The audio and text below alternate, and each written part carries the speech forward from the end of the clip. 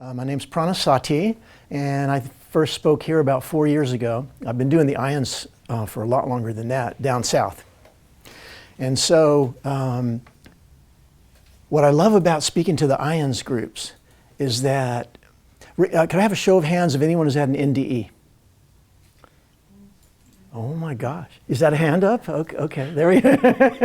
A reluctant hand, there we go. So could I have a show of hands of anyone who's had an OB?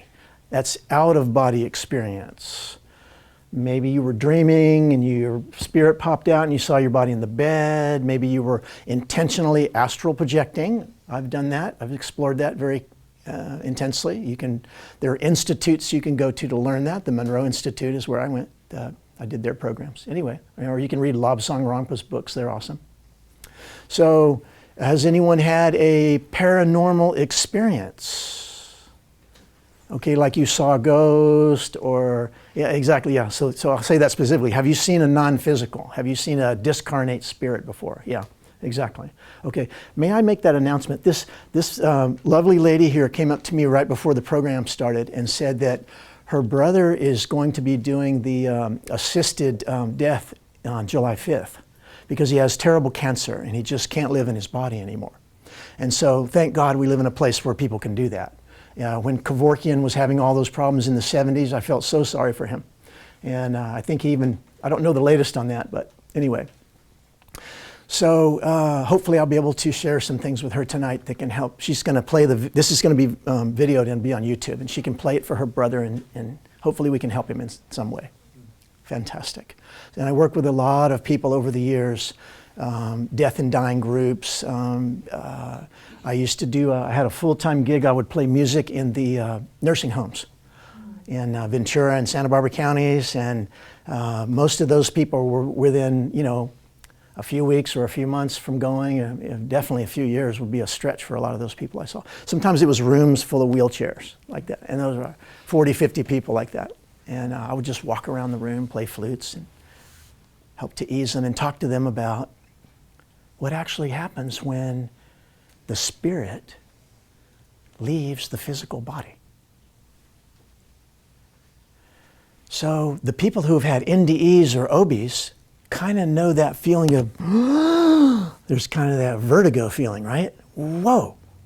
And then if you can spin and actually see your physical body, and then there's that realization, whoa, what just happened? And I spoke to someone on Monday night. I did the San Jose event there. And she came up afterward and she had to tell me, you got to help me. What? Okay, I'm lying in my bed, I'm falling asleep, and then all of a sudden I floated out of my body. What happened? And I said, well, what happened after that? Did you turn around and look at yourself? She said, I kind of saw myself a little bit, and it scared me to death, pun intended. And she immediately went back into her body and I said, well, why were you scared? This is very important. Think about this. She said, I was worried something would happen to my physical body while I was gone. And I said, that's incredibly common. That's incredibly, I've heard that so many times from people. And in the times when I came back from my near-death experiences, all 4 times I was knocked out of my body in violent and or painful ways. And so I decided I was going to read Lobsang Rangpa's books. Have you heard of that guy? He's a Tibetan master. Anyway, he has a whole book. His most famous book is called The Third Eye, right? And so I'm reading these books, and I was living in San Francisco at the time. This is maybe 25 years ago or more, probably back in the early 90s. And I'm reading the book on how to do it. I'm practicing every night. I'm almost able to do it. And then finally one night, whoa, I slipped right out. Oh yeah. Oh, and I'm getting goosebumps all over talking about it, chills and tingles. And I went, yes, I did it. But right then there was this thing, oh, what's going to happen to my body? Is it going to be all right? But I'd already had by then 2 NDEs, so I said, yeah, it'll be all right.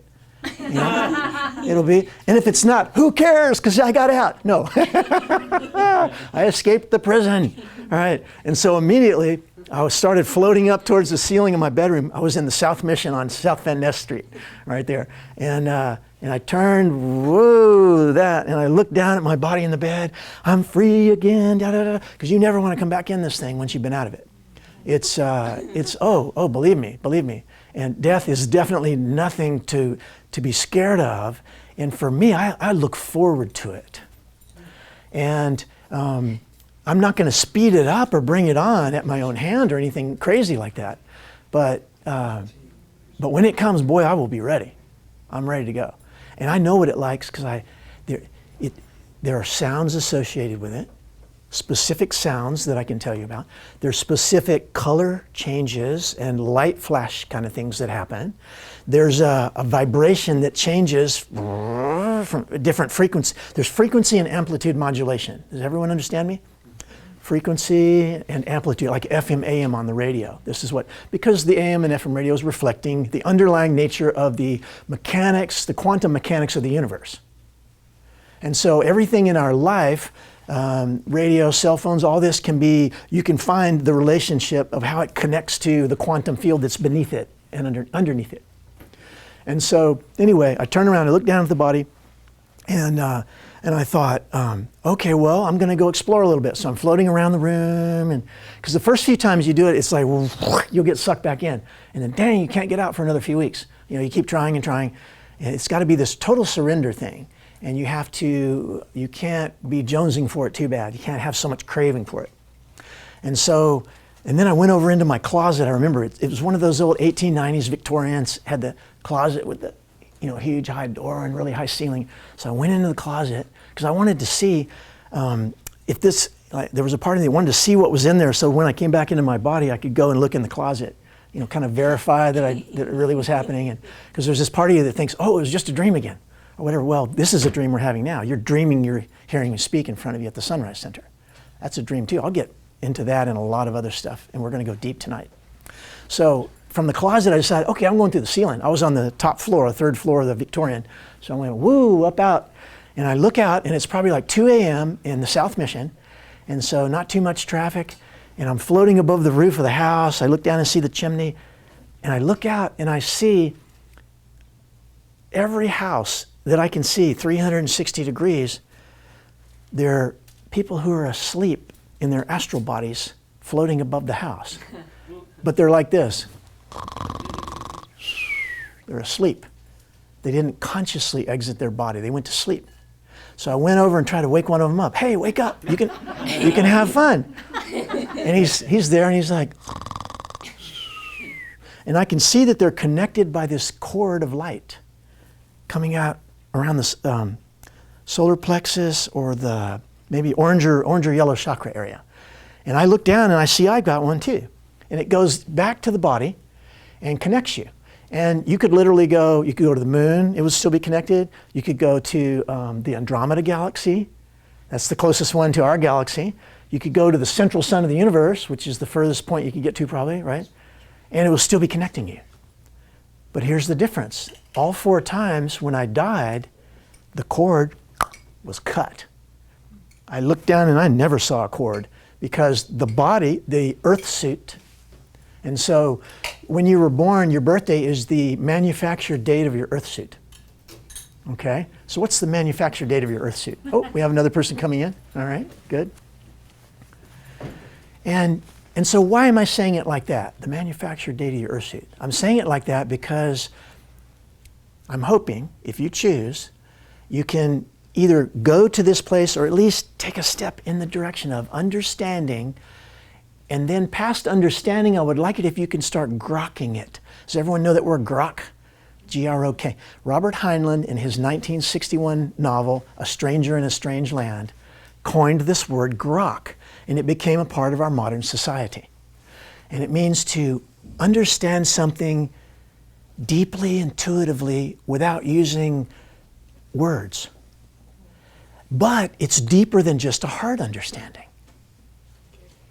Because a heart understanding is still associated with the physical body, the entity that's identified with it as being me, the mind that thinks it's the body, the mind that thinks it's the entity. The entity is the mind-body construct. Mind-body construct. Why construct? It's constructed by the mind.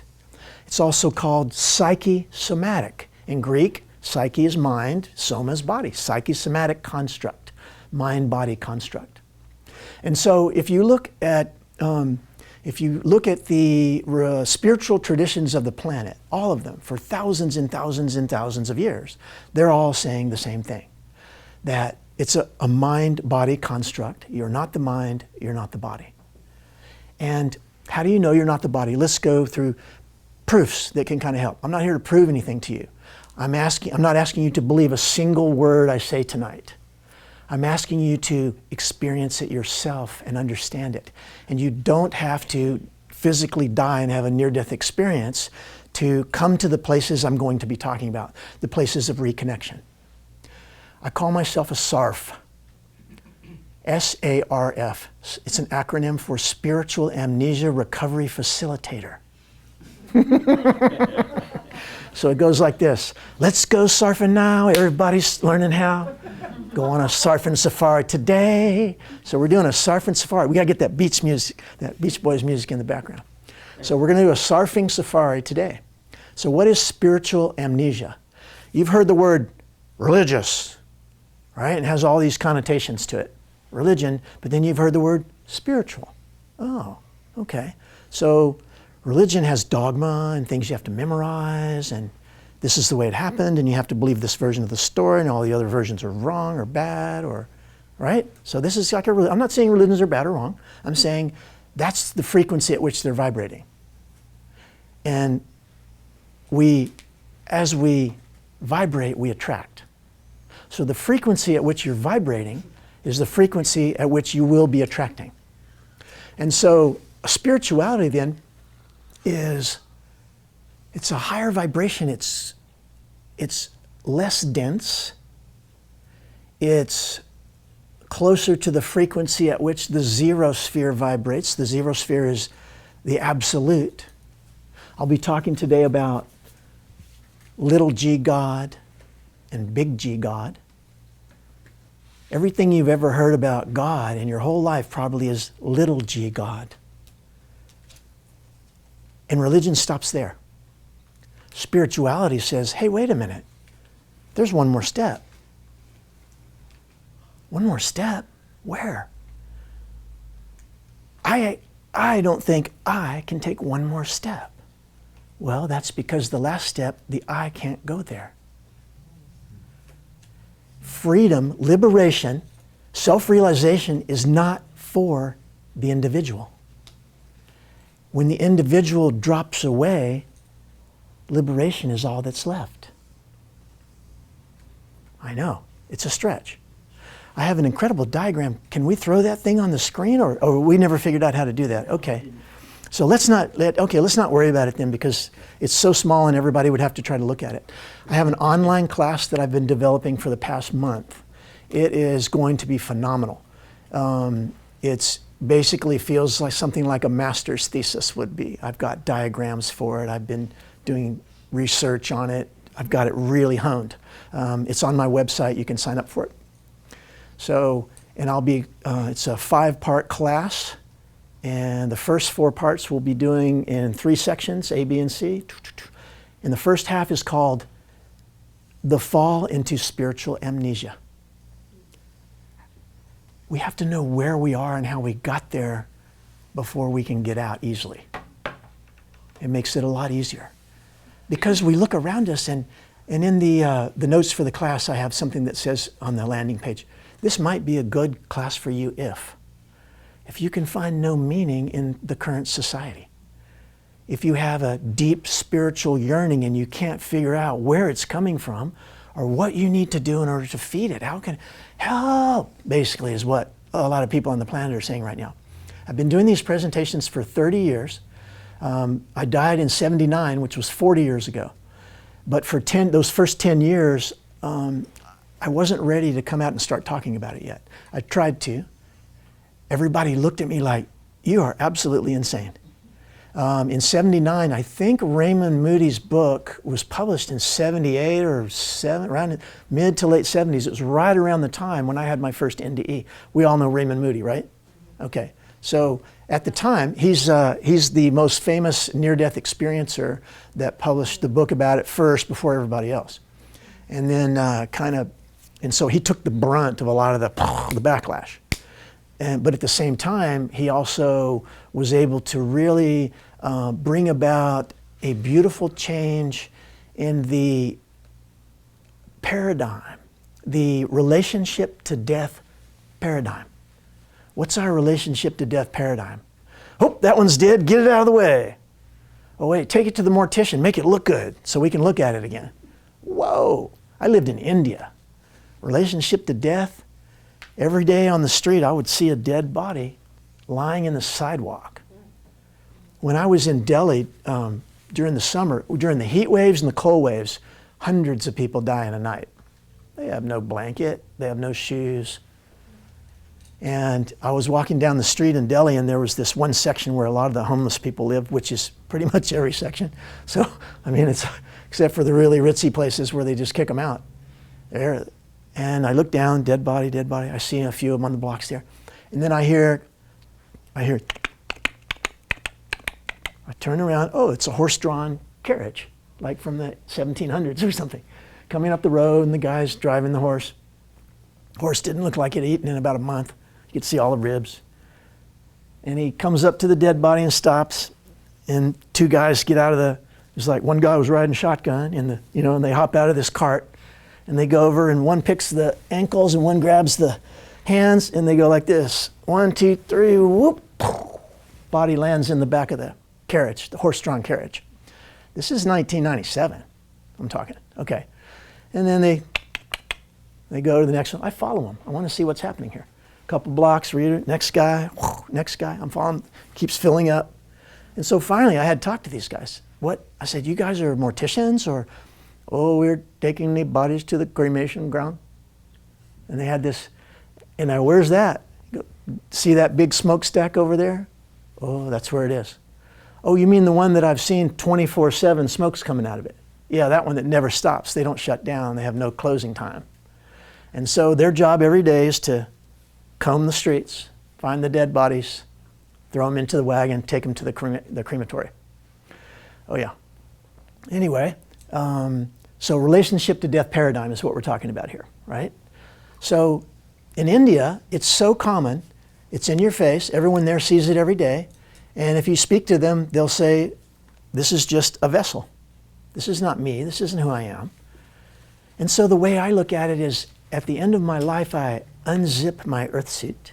The zipper starts right there, and you go, and then you climb out of it, and it drops to the ground, and hopefully someone's going to cremate it or bury it. If not, and I was up in Nepal, in the northern Nepal, in the mountains, they do the Tibetan tradition. You've seen it, right? Yeah. So it's called the carnal grounds, and they take the bodies and they leave them out on these plateaus. And the birds come and eat the bodies, and the jackals and the mice and the insects and whatever else breaks something down. And then something fascinating happens after that. As soon as it's all bones, all the sinew is gone, they take the bones and they take rocks and they smash the bones into a powder. And you're going to love the next one. They take the powder, mix it with flour, bake bread, and then leave the bread out for the birds.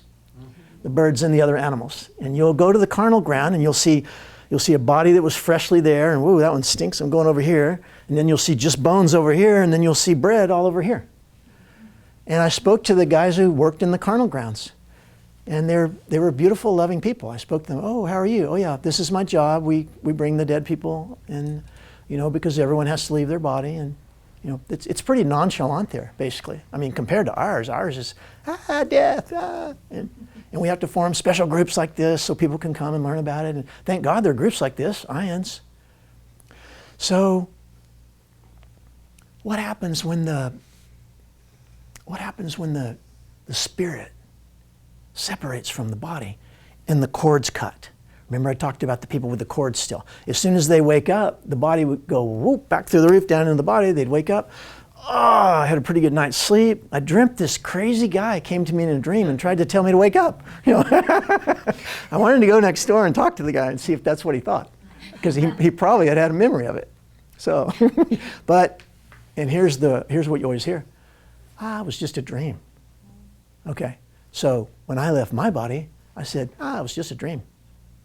It was just a dream. This is a dream. I'm here to remind you that it's a dream. I'm here to remind you that identification, I, with form, is the beginning of suffering. When we identify with the physical body as who and what we are, when we identify with the mind as what we are, suffering begins. Because the body has a birth. It seems to arise and maintain itself for a while, 60, 70, 80 years. My older brother died at 49.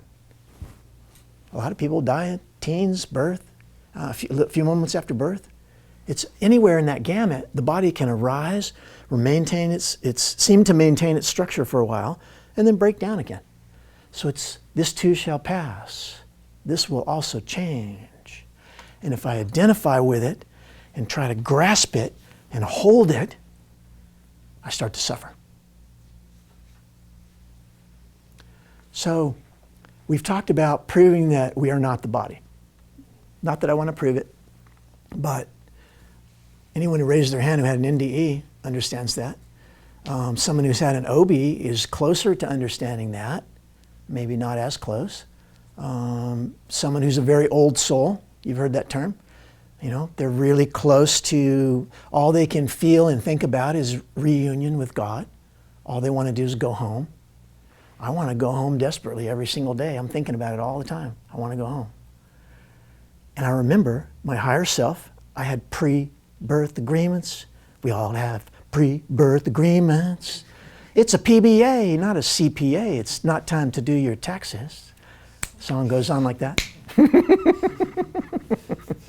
I'm trying to bring levity in the room. This is a dense, heavy subject. So let's laugh about it. Let's laugh about it. So the PBA stands for pre-birth agreement, pre-birth agreement. I learned after I died that I had a pre-birth agreement with the woman who backed a car out in front of me when I was on my motorcycle. I was on a side street going, I don't know, 80, 90, close to 100 miles an hour. Wah! And she just went right out in front of me. Whew. 1972 American land yacht cast iron. So I hit her and it didn't even move. It's one of those 10,000 pound cars, right? So luckily for her, she didn't get hurt. So bam, I slam into her. And you know what? Since there's people here from last night, I talked intensely about the motorcycle accident last night. Tonight I'm going to talk about the surfing accident that I had down in Mexico. So you guys will get another tale, a tale of woe.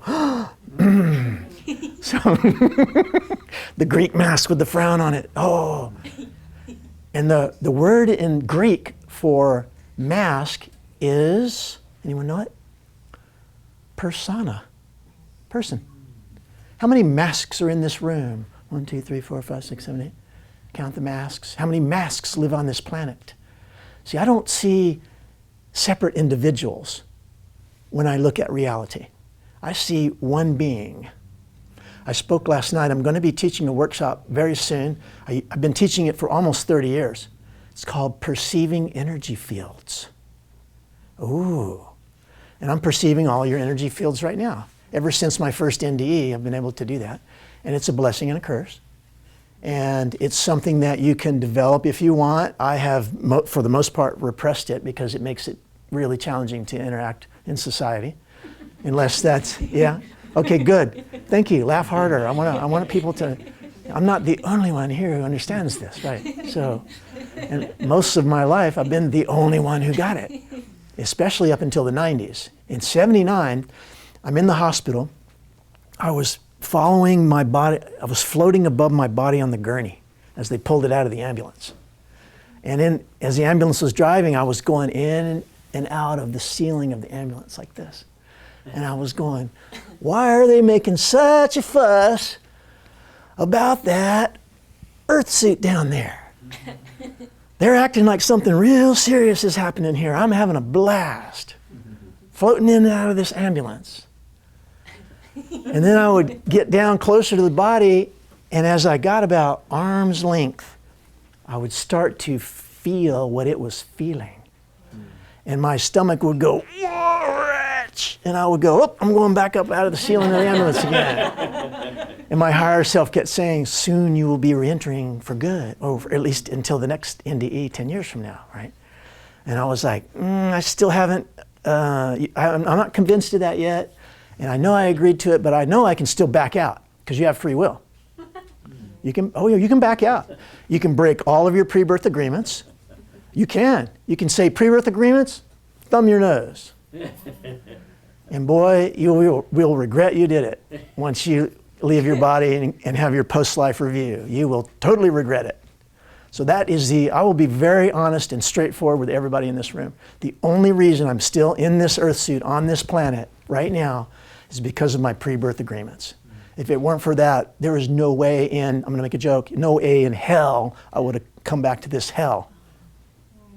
And when you see what's on the other side, when you understand, when you grok it, intuitively grok it, you will understand this is hell. And here's my definition of hell. Let's first look at the Greek root of the word hell. Does anyone know? What is the ancient name for the Greeks? If you were in a sorority, you will know. The Hellenes. Hellenistic thought is Greek thought. The Hellenistic period after Alexander the Great lasted 600 years when the Greeks spread all the way to India. Alexander the Great hung out with Indian sadhus who tried to teach him how to meditate. And his favorite one was named Pyrrhus, Pyrrrous, something like that.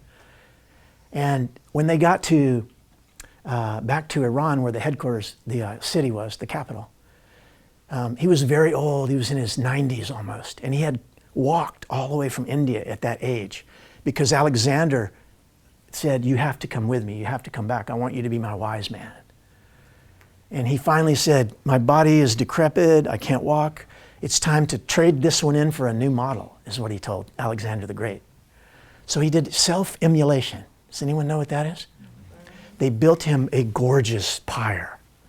He climbed on top, went into full lotus, went into samadhi, and they lit it. And if you read the Greek account, which I have, I highly recommend it, all the Greeks are describing, he didn't move an inch. He didn't budge. He didn't flinch. The flames consumed him and he did not move. Okay? And we're talking about how you're not your body. He wasn't in there. Who he was, he left the body in samadhi. In India, it's called parking your body. Parking your body. So I spent some time in India living at ashrams and studying yoga, and I've been teaching yoga since the mid-90s and been totally into spiritual practices since the 80s. And because you can't do anything else once you've had the NDEs. If you don't, my God, your life becomes living hell every single moment. Every part of your body will start hurting. Every part of your psyche will start screaming and be painful.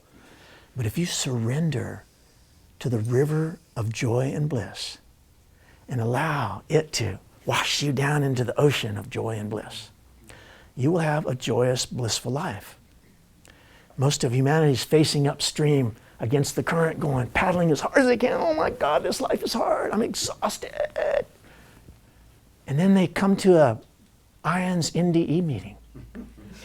And they hear some crazy guy talking about NDEs. And they think, and it gets them to start reading stuff. And well, maybe I will go take a yoga class. And maybe I will go to a 10-day silent meditation retreat. And maybe I will fill in the blank, something that's going to uplift you and help you feel more connected with the source of all that is. I'll ask you a question right now. It's rhetorical. Answer it in your mind if you want to. Do you want partial liberation or do you want full liberation?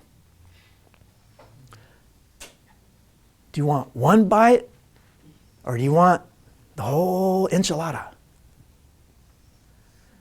Those are your choices every single moment. All of our choices are based on where are you focusing and how are you focusing. If you walk out of here remembering one thing, remember please, where and how are you focusing now? Not in the past, not in the future, now. So this is the moment where I'm going to talk about, Oh, where's the Last Supper? Can we pull that one up? Sure. Okay. Is it easy to do? Okay. So there's a famous painting called The Last Supper, right? And Jesus is with the disciples. Most everybody has probably already seen it. And dang, we couldn't get this connection with the thing. I would have it up on the screen right now for you guys. And so are you going to pass that iPad around? Yeah, there we go. Okay. So this is going to be a little awkward. Please work with me. We have a pretty big group tonight. So whoever can see this, you'll notice Jesus is right smack in the middle, okay? And the disciples are on the left and right. Look at the windows behind Jesus. What's the difference in the windows behind Jesus? They're bright. Light coming through. The one in the middle is way bigger than the one on the left and the right. Okay? And so, what are the disciples on the left doing compared to the disciples on the right? Boy, I will never do this again. Sorry, I need a big screen and have it up there and so I can laser point at it. Maybe, I'm not going to stop this because we've already started it and people are going to get a lot out of this, so I'm going to crank with it. So I will tell you what's happening so you don't have to look at it. On the left side, all the disciples are leaning away from Jesus to the left. And on the right side, 3 of them are leaning away. The other 3 are sort of getting near him, but you can see ambivalence. They're not committed. They're like, well, I'm going to get close to Christ, which is not a person. It's a consciousness. The consciousness of Christ, the consciousness of Buddha, the consciousness of full self-realization, full self-awakening. It's a consciousness. So they're leaning away from the consciousness, not from a person. Okay? The deeper meaning to this picture here. And if you'll notice, they're even almost scared of it. These 3 that are talking there, one of them's looking like, oh, I want it, but, I want it, but, I want it, but. And I asked you a question, do you want partial liberation or do you want full liberation? Every single moment you have a choice with where and how you are focusing. I'll get to that in a minute. It's called the 4 laws of creation. So, the middle, get this thing to lighten back up. When I tell you this, it's going to go, ah, in the room. The middle window is the now moment. The left one is the past and the right one is the future. All these disciples are living in the past. These other 6 are living in the future. But Jesus is right smack in the now because he's the Christ consciousness. He understands that when I focus on now, with no thoughts about the past and no thoughts about the future, the mind stops. And I'm proving to you now 2 things. 1, that you're not the body. 2, that you're not the mind. This is the mind part. The mind will stop. Raise your hand if you had a total stoppage of the mind experience. Yeah. And did it last more than a few seconds? Okay, did it last more than a few minutes? Okay, hands get less. Okay, how about a whole day? How about a week? How about a month? Yeah. Exactly. You tasted what's called amrita in Sanskrit. Amrita, the nectar. You had a little taste of the nectar. In Sanskrit, there's another word, the Zen guys love this word, satori. You heard that? Temporary glimpse of full enlightenment is what satori means. Temporary. It comes and it goes. Do you want temporary or do you want permanent? So, what this master painter was, I don't know who it was that Leonardo maybe? Da Vinci? Yeah, okay. So Leonardo completely understood, and I do a whole workshop with slides on the flower of life, and I have Leonardo's original drawings from the 1500s, am I right? 1600s, 15? Anyway, around in there, the original ones that they still have intact, he's drawing flower of life everywhere. He completely understood sacred geometry. He understood the Fibonacci sequence. He understood the basic underlying nature of the 3rd dimensional universe. And in this painting, he knows that when your eyes see archetypes, that your subconscious understands without your left brain having to be able to understand it with words, which is a godsend. Another word for godsend is grace, Holy Spirit, the Comforter. Jesus said, I leave you now, but I leave you with the Comforter. Who's the Comforter? Grace, the Holy Spirit. I leave you with the Comforter. And the Comforter has a foot and a hand in the zero sphere. Zero sphere is the absolute, where there's no more I am presence. And his middle is in the middle sphere, the I am little g God, and his other foot and hand are in the human world of pain, suffering, and misery. It's called the wheel of samsara. Have you heard that term in Sanskrit? Yeah, the wheel, the world of everlasting pain, misery, and suffering. And we keep incarnating over and over and over on this wheel. I'm going to back away and say something though. People always ask me, is reincarnation for real? Well, I say, well, if you're viewing it from the human sphere, it seems to be real because time seems to be real. But if you stop the mind, when the mind stops, time stops. And my story stops. I am my body, I am my mind. Well, wait a minute. We know you're not the body because you can slip in and out of it. And we know you're not the mind because if you committed to meditation for, 10,000 hours, right? It's not that big a commitment. I've done tens and tens of thousands of hours of meditation. I lived as a sadhu, as an ascetic for 15, almost 20 years if you add it up in my life. I'm alone in the wilderness fasting for 30 days at a time, meditating all day long. Why? Because I had NDEs and I saw what it was like on the other side. And when you stop eating, boy, you start feeling like, yeah, you're in heaven again, right? If I had to die, if I had my choice on how to die, well, you always do, everyone's got a choice, but dying of starvation is an incredibly blissful death. Oh God, once you get past right around 15 to 20 days, you start hearing the music of the spheres constantly. It's this, the first time I heard it during my first NDE, and I'm having goosebumps from head to toe right now. So does everyone realize their non-physicals are completely packed in this room right now? Does anyone else realize that besides me? I feel brush strokes, wing strokes of angels on my hand all the time. And he's a crazy guy. No, you can feel it too. Anyone can feel it. You can feel it. You can feel it. I'm lying there in that hospital bed anyway, I finally had to go back into that body for good. And the jaw was under my ear, completely over there, cracked. This was the surfing? This is the motorcycle. Oh, we're still on. Because the helmet was on and it went like this, right? And so the helmet, it was a full face helmet. If it hadn't been a full face helmet, I would probably just have glass that would have just taken my whole face off. And then my lumbar cracked, all the vertebrae here got compressed. So here's what the doctors told me in 1979. When you reach the age of mid to late 70s, you will be in a wheelchair. Do I look like I'm in a wheelchair? I can put my feet behind my head. I'm a yogi. If I had believed in that BS, they wanted to put a rod in my spine from here to here. They showed me how they were going to do it. Here's the titanium rod. You'll be set after this. Or they wanted to pull this vertebra out and put in a nylon one and do all these operations and then, we can't do anything about the cartilage though. And I said, you can't? I said, I can. I'm going to fast for 30 days. So before the 30-day fast, I'm screaming, touching my knees, screaming. So I stop eating food. I'm alone in the wilderness. I'm in the middle of bum nowhere in Idaho, on 55 miles on a dirt road to get to this place where I was. I saw one person in 1 month, and it was the ranger knocking on the door, coming over to asking me if he thought I was dead or something. We haven't seen much movement around here. Are you okay? And I said, yes, sir. You look like this. I said, I'm having a real good time, officer. Oh, and he looks at me and he's like, are you okay?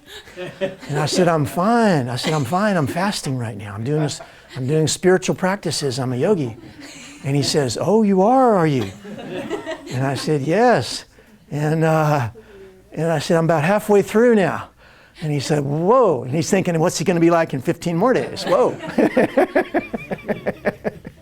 So, and welcome all the people who came late. And I'm sorry I can't do a recap, but it's been a high time and lots of flutes going on beforehand. Anyway, just fill you in a little bit. So I'm in this hospital bed. I come out and they got my jaw wired shut. So I was like this for about 4 months. I couldn't talk anymore. Had these wires like that. And they gave me clippers to keep in my back pocket. In case you vomit, you have to be able to clip the wires so the puke can get out, otherwise you'll die. Again, you'll die again? Clippers? Mom says, you got him? Oh yeah, I got him with me. Yeah, yeah. Now I'm gonna drink some beer. No. See if I can puke here. No. And I say that flippantly, but that was running through my mind. Like, oh my God. I went through these incredibly like depressed states, but elated too. Because all I would do, I'd sit and I'd go, and I'd just breathe out. And this feeling would come back again. Oh God, I live in heaven, nirvana, on the corner of joy and bliss. Where do you live? I live in heaven, nirvana, on the corner of joy and bliss. It's a great neighborhood, has incredible view, not much traffic. Yeah, I recommend it highly. And there's still some lots for sale if you get in now. So I'm in this bed and I come out and finally have to be back in there. And blood's everywhere. Glass, I still have glass in my body. There's a chunk of glass here, and there's one right here, and I got all these scars from that cut me up. And the first thing, oh wait a minute, they hadn't wired my jaw yet. They came in to tell me what happened. Tomorrow morning you're gonna have jaw surgery, and we're gonna do it, and they were telling me how they're gonna do it. And I said, doctor, I said, God and I are one. And this is Texas, 1979, in a small town. And he says, oh, is that right? And I said, yes. I said, you wouldn't believe what the universe is like. Oh my God, we can take time and move it backwards and forwards. And time's fluid, and we're really not our bodies, we're just temporarily in them. And then he's kind of backing away a little bit. Nurse, could you come in here for a second? And the nurse comes in, nurse, God and I are one. So my girlfriend comes to visit, and I look at her, and she says, how are you? I said, God and I are one. And I tell her the whole story, and she doesn't leave on me though, because she's holding my hand, she's my girlfriend.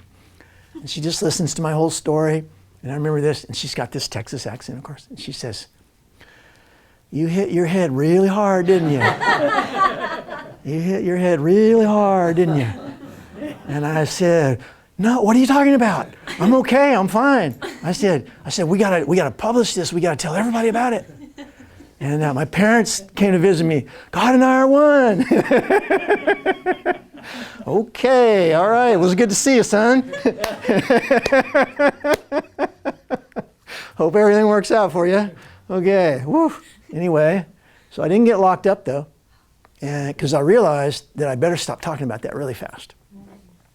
Right before I came back into my body, my higher self said, you will remember about between 1 and 10% of what happened within a few weeks. It's just going to go, whoa. And I said, why? I want to remember it. And higher self said, you wouldn't be able to stay in your body. Nobody would understand you. You'd feel crazy. You probably would end up taking yourself out because you just couldn't handle the pain anymore. You'd take yourself out in some way.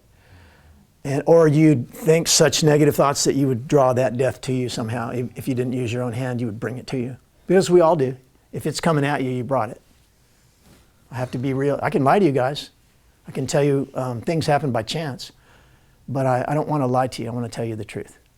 Because it will help you to self-realize, which is the purpose of your life. It's why you're seemingly inside this physical body. It's why you seemingly incarnated on the planet Earth. And no matter how desperate or dark your situation is right now, you can change it. What have I said about 6 times already? Where and how you focus. Which brings me to the 4 laws of creation that I learned during the NDE. First law is everything is one thing. Separation is impossible. Everything is one thing. Separation is impossible. Separation is impossible. So I look out and I don't see separate beings. I see myself, the one self, the God self, with a mask on, with a persona. So if we all grabbed here and went, pulled it out, you'd see the God self, and it would be the same face in every single person in this room, every single person on this planet. Except, of course, for them, the evildoers. The ones that dress like that or talk like that or live in that country. That country. You know that country I'm talking about, don't you? That's the punchline. Laugh. Here we go. And so it demonstrates how, oh, we're all one, except for them. There's always this part in us that says, I can accept that except for them. It's always them. And there's a reason why. Oh, it's this, that, or the other thing. Them. And when this happens, there's no more them.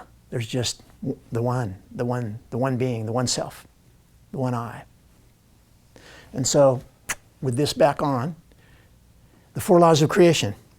Everything is one thing. Separation is impossible. 2, that which is permanent is real. That which is temporary is illusion. That which is permanent is real. That which is temporary is illusion. I'll ask you now, can you see, hear, smell, taste, or touch? Those are the 5 outer senses. See, hear, smell, taste, touch. Anything in this room that's permanent. Impossible. Thank you. Can you see it anywhere in the universe? They talk about the Big Bang was the birth of the universe. Anything that has a birth is born, seemingly, has a lifespan, seemingly. It could be 80 years like a human or whatever, or it could be 8 trillion years like a universe, and then it has a death. So if it has a birth, it's going to have a death, which means it's not real, which means permanent. If you can walk out of this room with one other huge tidbit, if you can begin to not just associate these 2 words together, but see them locked inexorably, inseparably, permanent and real, your life will begin to change dramatically quickly. Is that really happening? Well, is that permanently happening? Whoa, look how the sentence changes. Because was that really happening? I don't know. Let me take a look at it. Let me use my 5 outer senses to try to perceive it. If you're perceiving with your 5 outer senses, if you're seeing, hearing, smelling, tasting, or touching it, one thing is guaranteed. It's not real. You cannot perceive something permanent with your eyes, your ears, your nose, your tongue, or your hands. So we have something called the 6th sense. Right now, let's do an exercise that'll take 10 seconds. Close your eyes. And in your 3rd eye, visualize the color green. Now it's getting more green. Now it's getting more green. Okay, now visualize the number 1. You see the number 1. It's getting more pronounced, more pronounced. Now, inside your mind, your hearing part of your mind, say, I love myself without condition.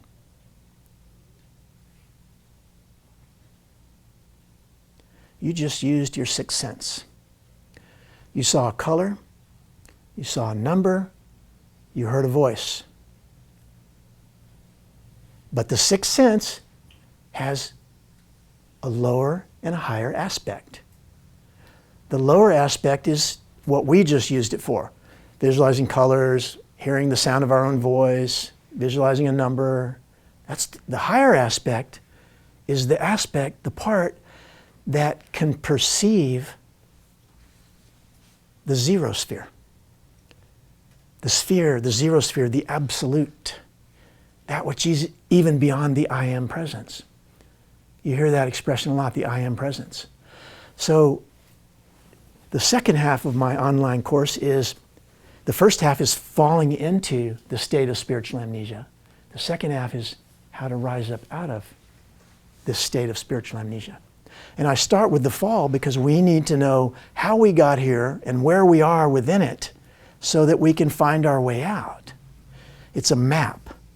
Oh, I came from this way and I ended up here. Oh, I see how I can backtrack now. I can backtrack. Turn left at Highway 12 in 200 feet. Siri is going to help you. There's a spiritual Siri. And the spiritual Siri is called your higher self. Your higher self, AKA the Holy Spirit, the Comforter, grace. Would you rather go into a really complicated place to drive, like, I don't know, the East Bay? Whoa, with all that traffic? Remember how it was even 5 years ago when you didn't have Google Maps and Siri?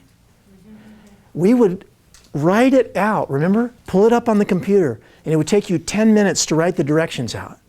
And you would be looking at that map as you were driving. And now you just sit there and go, turn right at the next intersection, right? I mean, it's gotten a million times easier.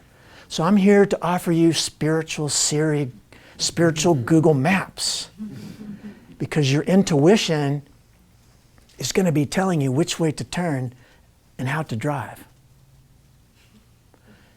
If you choose to allow it. Because now we get to the third law of creation. All possibilities are occurring simultaneously right now. Not in the past, like these disciples who were hanging out in the past. Not these, anyway, all right. So not the disciples that are in the future, not wanting to get close to the Christ, to liberation. It's right where Jesus is, right? Jesus el Cristo, right there in the middle, in the now. And you don't see Jesus in that pain. He's not tipping this way or tipping that way. He's dead center. And the now is this huge portal that anyone can walk through. And the past and future are these narrow portals full of pain, misery, suffering, and darkness. I call it the downward spiraling vortex of pain, misery, suffering, and darkness. And when your focus changes, it becomes the upward spiraling vortex of joy, bliss, and happiness. Another song I kept hearing over and over again during the NDE was, from the lightest light to the darkest dark, and everything in between. And as always, in all ways, it is always all you. From the lightest light to the darkest dark, and everything in between. And as always, in always, it is always all you. Over and over this played. Constantly, it was a part of the music of the spheres. So, the lightest light is you. Gandhi and Babaji and Christ and Buddha and Lao Tzu and all these amazing, right? Oh, we look up to those characters, yeah. I'd rather look up at that and get drawn towards that, wouldn't you? And all the dark ones down here, the Hitlers and the Stalins and the murderers and thieves and rapists and the international bankers. Oh, just kidding, no. Where's Donald? Is he down there? No. But from the lightest light to the darkest dark, yes, including Donald Duck. It's all, and as always, in all ways, it is always all you. If anything or anyone is excluded from the magic of life, then you're not fully awake. You can't fully liberate as long as they are still doing that and you don't like that. It stops you from your self-liberation. It keeps you from fully awakening. It doesn't hurt them to think bad about them, but it does hurt you because it's mirrored back to you. So instead of individuals, when I look at the world, I see mirrors mirroring back to me my state of consciousness. And some of those mirrors are so beautiful and you just want to hang out and comb your hair. If you got any, no. And some of those mirrors, you want to break them. That's an ugly mirror. I don't want to look at that. The other song that kept playing in the music of the spheres constantly was, you're always at the center of creation. You are always at the center of the universe. Over and over. You are always at the center of creation. Why? Oh, that brings us to the fourth law of creation. We've already gotten through everything's one thing. Can't be separate. Permanent is real, temporary is illusion. So just check it. Does it have a lifespan? Yep. Okay, so it's in the illusory category. An illusion, what's the definition of illusion? Seems to be real, but it's not. My senses are tricking me into thinking that it's real, but it's not. Third law of creation, all possibilities are occurring simultaneously right now. Fourth law, the one I focus on is the one I experience. Where and how are you focusing? Where means past and future. How many places can the mind focus? Only 4. Take time and think about it if you want. Past, future, craving, aversion. I'm in the past thinking I want it or don't want it. I'm in the future thinking I want it or I don't want it. Oh my God, I hope that doesn't happen to me. Oh my God. Here it comes. The universe hears, okay, your wish is my command. Starts bringing it towards you. You're in the past. Oh my God, why did that happen? If that hadn't happened, I could be happy right now. If that person, one of them, hadn't done that to me, I could be happy right now. Whoa. Well, we're not in the painting. Anyway, you don't have to do it. The disciples on one side, the disciples on the other, leaning away from the now, the Christ, the liberation, the consciousness of liberation. And so ask yourself, every single moment of every single day, where and how am I focusing? And if you begin to shift that focus, if you begin to become aware of that, if you study the spiritual traditions of this planet, going back to the oldest that we have, Aboriginal, that's definitely the oldest. And then we have, as far as modern, we have the Vedic sciences, right? 5,000 BC or whatever it was. They still can't set dates on it, but they think it's around there. And they're all talking about the same thing. The same thing as the painting of Leonardo da Vinci there. Stay in the now and focus on what you want to experience. But what I'm here to do is take the next step with you guys. If you will go with me. If you don't want to go, that's fine. If you want partial liberation, that's fine.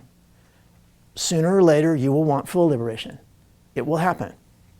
Might not be now, might be 1,000 lifetimes from now. Eventually, your spirit will want to free itself from the illusion.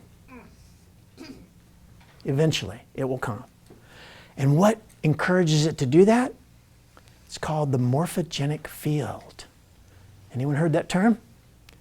Morph means to change. Genic is genetics. Genetic. And this morphogenic field comes in, it encourages everything in the universe to continually evolve, continually awaken further and further. But here's what it really is. I'll give you an incredibly clear example that's so easy to remember. You have a rubber band and you put it on your thumbs. It's slack. That's your natural state of being. No stress, no tension. No desire, no craving, no aversion, right? Past, future, craving, aversion, where the mind goes. The mind is stopped. So no desire can happen, except the subtlest one. I'll go into that later. And then the mind starts thinking I, and then it thinks I am, and it thinks I am something specific, and then it thinks I am fill in the blank. I am this, I am this, I am not this, I'm this, I'm not this, I'm this, I'm not this. Every one of those is a brick. And I'm good, I'm bad, I'm right, I'm wrong. And pretty soon there's a wall in front of you above your eyes, to the right above your eyes, back above your eyes, left. And the whole floor is all bricked with, I'm a good person, I'm a bad person, I'm a sinner, I'm a saint, et cetera, et cetera, et cetera. All these, there. I was born on this day, I have this kind of a body, I'm in a female or male earth suit, I speak this language, I was born in this country. All those, it's called the box of specific limitations. And what are specific limitations? The ones that you chose before you were born to have so that you could have a certain type of life sojourn. Imagine if you switched gender right now. Whoa, would your life change just a little bit? Oh my God, think about it. You're just switching gender. Okay? And then imagine if you were 6 inches taller or 6 inches shorter. Would your life have changed? Imagine the color of your skin were different. Imagine you spoke a different language. If you were born in India, like I said, on the street where those people are just dying on the sidewalk. Think about it. So they had a different box of specific limitations. It doesn't mean that one's real and the other's not. It means that all of them are illusions. So you can pop out of this one and pop into another box. Pop out of this one, pop into another box. And so your reincarnational cycle in samsara is moving from box to box. But the intention behind it is always singular. Every time you incarnate, you have one purpose, and that's to fully awaken. And you have what it's called, in my slideshow, I have a great slide that I call the cosmic blueprint. So during my life review, they showed me the cosmic blueprint. This is your PBAs, this is what you wanted to accomplish, this is why you're here. And after 17 years, and now they did an overlay. You know Grey's Anatomy? Where they have that circulatory organ system, and it's all in these clear see-through sheets, but when it's overlaid, all you see is the human body. But you can lift these sheets up and see how they all interface. So they took my pre-birth, my cosmic blueprint, and they laid the overlay. Here's how you lived the 17 years. How close to that were you? Laid it over the top. And it was a little bit askew like that, right? Okay, so that's only 17 years. And imagine 27, 37, or 47. Right? Whoa, you can be totally 180 degrees to what you came here to do. And guess how you know whether or not you are within the parameters of your cosmic blueprint? Take a guess. How you feel? Thank you. You can feel, are you swimming upstream against the current, suffering? That means you're 180 degrees to your cosmic blueprint.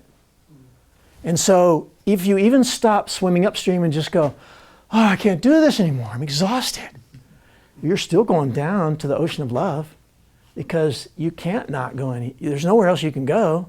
You can resist that process from happening. You can resist reunion with God. You can resist full awakening and self-realization, but you can't stop it. Who's read the Course in Miracles? Raise your hand. All right. Oh, good. A lot of coursers here. Good. So Jesus says often, you'll remember that. I call him Ascended Master Jesus, kind of pull that religious connotation out. He says often, well, let's see, it's in the intro. It says the course is obligatory. You have to take the course. But you have free will, so you can choose the time that you want to take it. It's a required course. The time you take it is your choice. And it's based on how much more do you want to suffer? How much more do you want to identify with the physical as who and what you believe you are? I am my body, and I'm never going to not believe it's my body. Whoa, okay. It's going to be a lot of suffering, but my job is to ask people if they want to awaken, and if they do, I will help them. If they don't want to, then there's nothing I can do to help. So I just watch it happen. And people auger in. You know what an auger bit is? It's a circular bit that's shaped like a corkscrew, and it goes cut, cut, cut, cut, cut, and like they'll do grain with it. Like you'll see a piece of corn go cut, cut, cut, cut, and this can take a long time. I call it augering in, because here's the edge of the cliff of suffering and misery, and they're just heading right at it, and it gets to the end, it goes augering in. Are you augering in your life? Augering in, tick, tick, tick, and guess what turns the auger? I've said, it's the thing I've said most tonight. Where and how are you focusing? That's what's turning the auger. Tick, tick, tick, tick, tick. Life is suffering, life is misery, life is hard. If they would just stop doing that, I could be happy. Tuck, tuck, tuck, tuck. Oh my God, I know. If they would just stop. How do I stop them? How do I stop them? How do I stop them? Here's how you stop them. You want to know how you stop them? Yeah. Whatever is observed loses strength. Okay? So unobserved mental activity produces sankharas. Who's heard that word? Sankhara. Okay. A latent impression of a reaction. It's Sanskrit. Latent impression of a reaction. Here, exactly. So in Sanskrit, it's samskaras. In Pali, which Buddha spoke, it's sankharas. I'll be using interchangeably Pali and Sanskrit tonight. I'm deeply steeped in both traditions. And it's the way, if you compared Spanish to Portuguese, right? Gaviota is seagull. Gaivota in Portuguese, gavi, gaivi. They switch vowels and consonants, but it's basically the same language. And it's so fun. If you know one or the other, you can just, if I know Pali, I can read Sanskrit and vice versa. So we were talking about, thank you. So yeah. So I'm walking on the beach. I turn around and look back. The latent impression of my footsteps is in the sand. I can see all my footprints in the sand. every one of those is a reaction. Throughout the day, every time you react, you can judge something without reacting to it. And that's a high state, and that's the state you're moving towards. That's what meditation is all about. That's what yogic science is about. That's what Patanjali is about. All the yogic traditions, all of them say the same thing at the essence. That if you're unaware of it as it's happening, you will react to it and it will form a samskara. Samskara, sankhara, either one. It'll form a sankhara. But if you're observing it, it arises, and instead of forming that impression like in the foot, and there are three different types basically. If I take an incredibly still pool of water and I sweep my finger across it, it disrupts it, and then a minute later, it's gone. It's back to neutral again, right? That's a very weak sankhara, a slight reaction. Oh, I wish he hadn't have said that. Because now I feel like crap now. Man, if he hadn't said that. You're supposed to laugh there. That was the punchline. Anyway. I do a good deadpan, I know. So I usually have to tell people where the punchline is. So anyway, him again, them, if he hadn't said that, I could feel good, right? But if it's just a slight, I wish they hadn't said that. Right? That's that one. And then the other one, like, damn it. It happened again. I've told them 5 times in a row and they still keep doing it. And I've been on the phone for 3 hours on hold. Whoa. That's one that's carved into wood, right? But the wood will eventually rot and that one will go away too, just like the one. Okay, now we get to the one screaming and yelling, 15 years ago she said that, and if that, and my mom did this, and my dad did that, and everyone's to blame, and the one where you have all that emotion in it, carved in stone. Tick, tick, tick, tick, tick, tick, tick, tick, and deep, deep in stone. So when you die, and you will, when your body dies, and it will, and when your spirit steps out of it, that sankhara is in the aura, the auric field of the spirit. And every sankhara emits an electromagnetic frequency. So does this iPhone, and so does this laptop, Wi-Fi system. They're emitting signals that attract their like. If I put the TV on channel 9, I'm going to see what's on channel 9, not on 10 or 8. And if my channel is on, they did it, I can't forgive them, all of a sudden that's all that's on the television of your life.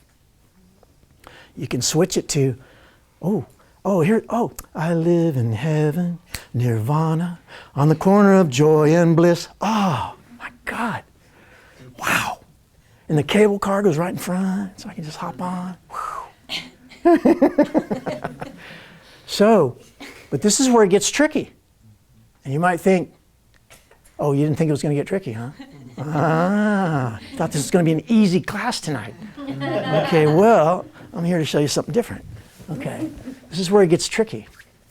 The latent impressions of reactions are not only the negative ones that I described, it's also the craving ones, the things that you want. And in your ego might call it the positive ones versus the negative ones. You're still trapped in duality. You're still trapped. And if you read the deepest teachings of the highest ascended masters, they call this the most dangerous part of the path. You've ridded yourself. You've done your sadhana, daily spiritual practice, and you've gotten rid of most of these big sankharas that are emitting those signals. But these craving ones, they warn a bit. Oh, you read the Buddha, you read all these masters in India, they talk about it. You come into these states of bliss that are so sublime. Oh, let's just spend the rest of the time meditating. That's what I want to do all day. If I didn't have pre-birth agreements, I'd be in a cave all day long, just sitting there in this ecstatic state of bliss.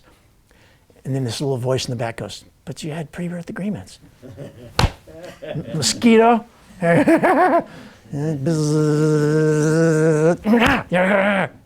Dang, just want to get deep. So that's why I'm not in a cave. The mosquitoes have been poking me.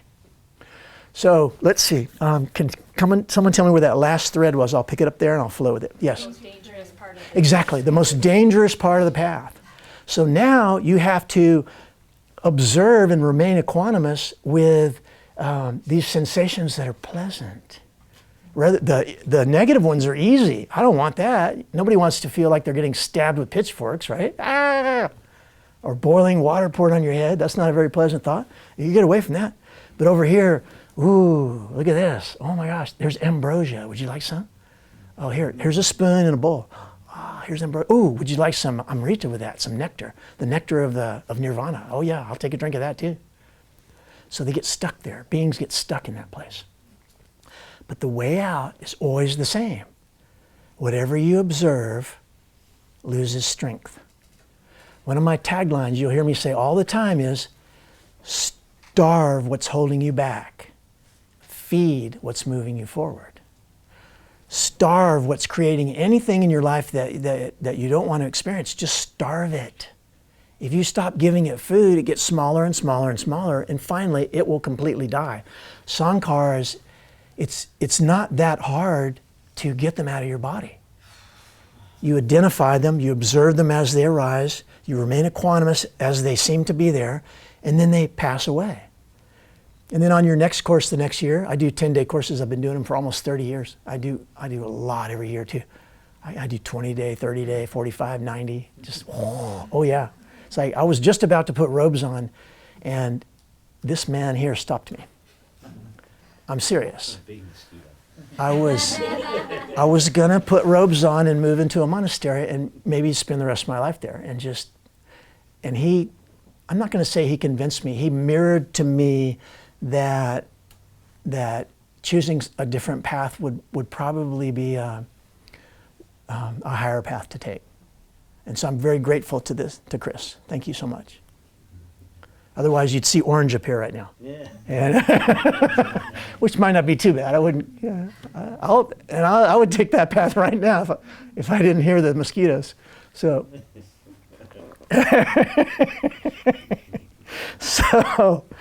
So let's jump to from the most dangerous part of the path. Okay, now, we're doing a time check. It's almost 9. What are my time parameters again?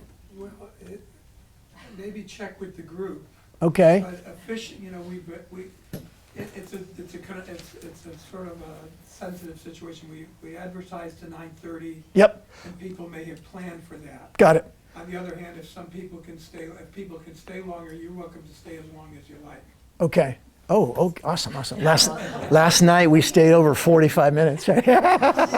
Because Dave's a friend of mine, he let me, so. Time, maybe not go over too much. Okay. 9:30, and please leave some time for questions. Oh, definitely, yeah. Okay, so it's almost 9 now. Does that work for the group? Yeah, what's everybody feeling? Yeah. We started a little later than normal because we were futzing around. I know. It's like midnight. Oh, I can keep going all night. Yeah, I'll be like Amaji all night long. No. So we could go directly into questions right now, or I can. I know I didn't really go very deeply into the story of the near-death experience because I kept going off on all these fascinating tangents, right? But would you like to hear that? Okay, let's do that for about 10, 15 minutes, and then we'll take questions after that. And we know we don't have to get out of here right on the dot. So, okay. So I'm 27 years old. It's been 10 years since the first NDE. And I'm in Mexico. And, here's another thing about NDEers. At the age of 24, I decided I'm going to start my own nonprofit corporation and called One World, One People. The first law of creation. And it was a peace and pacifism organization, and it sponsored me on my around the world bicycle ride for peace. At age 24, I already knew that I wanted to devote my life to service and help people awaken. So I'm riding my bicycle around the world. I went from Alaska to the tip of South America in one long segment. I know, it was almost 21 months. And so I'm down in Mexico. And remember, I'm only remembering between 1 and 10% of the first NDE. My higher self warned me because it couldn't go over that amount. When it got to 10, that's when I would start going, whoa, I want less. Because I was really still like very much in the world at the time. So, but not in not in 24 hours from now, the story I'm going to tell. So I'm in the beach, it's Semana Santa, it's Easter week, right? And so the Mexicans, that's like the big holiday of the year, and they're all at the beach and they're hanging out. And there was this gnarly beach break on the Pacific side I was going down. And only a few people are like brave enough to play in it, but I'm riding my bike around the world. I'm a pretty brave person. So, and I like to take risks, and I'm not afraid of death. So, so I'm out there, and these waves were like 4 to 6 footers, but they would beach break. You know, they would go, whoo, they get huge within a few seconds, and then they come down on you like, you know, thousands of pounds of water, and then every now and then they would jump up to like 9, 10 footers. Whoa, it was dangerous, but I was absolutely insane to do it. So I'm playing in the waves. When the big ones would come, I'd dive down and put my body prostrate on the sand. You know, that's how you survive it. And the wave just, whoa. If you're even above it a little bit, it'll knock you down in the sand, knock your breath out. So I'd get flat on the sand, there we go. And then woohoo, and then you get these incredible rides because nobody else was out there to block you in. And, yeah. And then, whoa. And if you go to my website, click on media, I have 2 articles I wrote for Space of Love magazine. It's an incredible magazine. If you want a spiritual magazine that'll help uplift you, Space of Love. And read them in order because they flow. And then there's 2 radio interviews I did with Pam Osley in Santa Barbara that are awesome. Radio interviews, listen in order also because it's a flow. So anyway, I describe in graphic detail the waves hitting me and all that. So I'm going to do the quick version tonight. Anyway, I come up for breath after a big one hit me, and instead of that lapse between, waves come in sets of 7 or whatever, this was coming at 5s instead of 7s or something. Something weird was happening. And maybe it was just to kill me, I don't know. But so I come up and there's another, whoa, and I get back down and I just get to the sand, but I'm above it a little bit, so it hits me and whoa, I lose half my air. I come up trying to get a breath, and just as I'm trying to get it, another one's already on top of me. And right then, I said the same thing I said when I was about to hit the car on the motorcycle. I said, I'm dead. I had 10% of my air. I was trying, as I breathed in, water was already going in my lungs. The salty taste, I can still taste it. Sorry, I freak out sometimes when I tell these stories. It's, the taste of salt in your lungs is pretty intense. And so, anyway, it pounds me down, boom, and I start to black out. I come up and I get a little more air and I'm still not dead yet. And then the monster comes, catches me, and it turns me like a nail. My head went straight down into the sand. And my neck went, I couldn't turn my head for 1 year. I finished the bike ride like not being able to turn my head past there. And that was the side I had to look for traffic. Oh, it was insane. And I finished the ride in that condition. But it further destroyed the cartilage and cracked the bone even worse down below. Like, oh. So right as I said, I'm dead, everything started to slow down. Just like the motorcycle was about to hit the car. It took 6 hours to go 50 yards. And and the whole time my guides were talking to me. So right when it goes, whoa, I'm already under the water, and I start kind of going in and out of my body like this, underwater, and I'm hearing, you're always at the center of creation. You are always at the center of the universe. And the ego says, what are you talking about? The wave did it. It was the wave's fault. You didn't create that? Oh, so let's play that song about a million more times so you can hear it again. You're always at the center of creation. And we're going to play it until you get it. And if it takes 1,000,000 years, we're going to keep playing it over and over again. So, all right, I get it. I'm always at the center of creation. Okay, now turn it off. All right, no, it's good. So you're always at the center of the universe, because each seeming individual in the room is the center of their own universe. Okay, this is where I'm going to get a little weird on you. Well, have I gotten weird yet? No, just we're going to get weirder than we were. Everyone else in the room is not here. They're a mirror of your consciousness. So around me, all you guys are mirrors. I'm the only one that's real, permanent. This essence that's beneath the, transcending the ego. And every single one of you are the center of your own universe, and there's no one real around you. Everyone's a mirror of you, mirroring to you your state of consciousness. But we have to think about others. Well, there's only one person to think about. And I'm not saying that in an egoic way. I'm saying that you have to self-realize. No one can do it for you. Oh, but I went to India and sat at the feet of Babaji, and I touched his lotus feet, now I'm going to ascend. Babaji has a vibration that's high that can help to uplift yours, but you have to do it. It's a lot easier to feel uplifted when you're around people with high spiritual vibration. You want to be near them. And what does it say all the time? If I could just touch Jesus' garment, I would be healed. Remember that woman who touched his garment? She was healed instantly. And Jesus healed me. Jesus said, no, I'm a channel. God healed you. But then he went further and said, your faith in God is what healed you. Your faith. Whatever you ask for in prayer, believing that it's already yours, you will receive.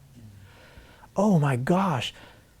Was Jesus talking about the laws of creation? Where and how you focus? I doubt that. I doubt that. That doesn't go along with the dogma of the religion, does it? I doubt that. He wasn't revealing deep underlying truths about the nature of the functioning of the universe. No. That couldn't have happened. So here we are. And I'm hearing you're always at the center of creation. And the other one too, from the lightest light to the darkest dark and everything in between. And as always, in always, it is always all you, no separation. So then I hear my guide say, a lot of you guys didn't hear the first story, but the motorcycle's about to hit, and the guide says, this is the first in your scheduled near-death experiences.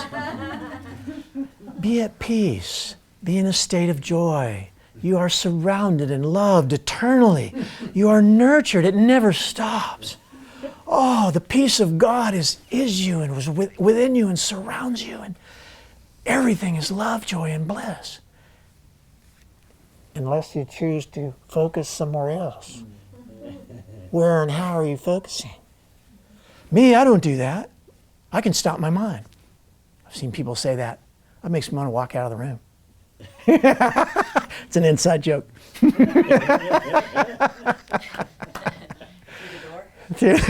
I'll tell you guys, no. Too long to explain. So I'm hearing that, and then so now the guide says, this is the second in your scheduled near-death experiences. Are you ready to continue? I was given the choice.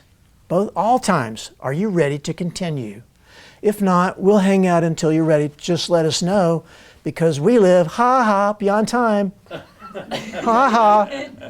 Oh, and a million years for us is nothing. It is for you, It was like this. You know, oh, would you like that too? Oh, well, choose it then. Stop believing you can't be it. Stop believing you can't do it.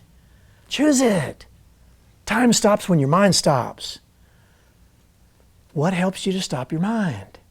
Focus on that. Focus on that. Make the decision. Take the energy from this workshop tonight and integrate it into your life in a way that will help you to uplift. Instead of you get a fix, oh, I got my shot, oh, I feel good for a day, and then you go back down again. Use this as an excuse to start stretching, breathing, meditating, whatever your spiritual path is, whatever keeps you focused in the now, whatever helps your mind to become calmer. Feed what's making you feel more connected to God. Starve what's seemingly making you feel disconnected. Starve what's holding you back. Feed what's moving you forward. So I'm in the water, and I said, on the motorcycle one, the first thing I said when he said that, this is the first of your near-death experience. I said, I knew it. No, there is no death. Yay! I'm ready to go. I don't like this body anyway. And I got to tell you my backstory a little bit. It's on my website if you read the articles. I've been communicating with non-physicals my whole life. And they used to come in my room as a child, and they would communicate to me, and they would say, here's your pre-birth agreements that you agreed to. They're always like that. They're always real suave. Oh, here's your pre-birth agreements. And here's how you're going to do. I'm getting massive goosebumps. There we go. Oh. And here's what you're going to do in life. Here's your cosmic blueprint. If you take here's the pivotal point. There's one spot where you can trip. There's a spot where you can trip. All the time they'd come in and show me where I could trip. The tripping, you know your tripping spots? Who in the room doesn't know their tripping spot? You know where you trip. Yeah, you know where you trip. You do. And you know where you flow. You know where you flow too, right? And you know where you trip. Starve where you trip, feed where you flow. No magic, no miracle. Where and how are you focusing? So, are you ready to go? And I said, so this time I said, cool, it's happening again. Right on.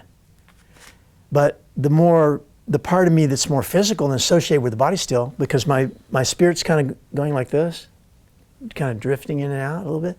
So there's still a lot of this, but I'm doing a bike ride for peace. And I got all these people counting on me, man. Yeah. And then on the other one was, yeah, but is any of that really happening? Is any of that really happening?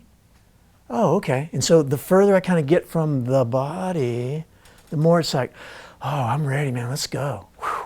So all the explanation, in the first one, it took about 6 hours for them to explain everything to me. This one took about an hour, a sixth of the time, because I'd already done it. It was a refresher course. And here's how it felt.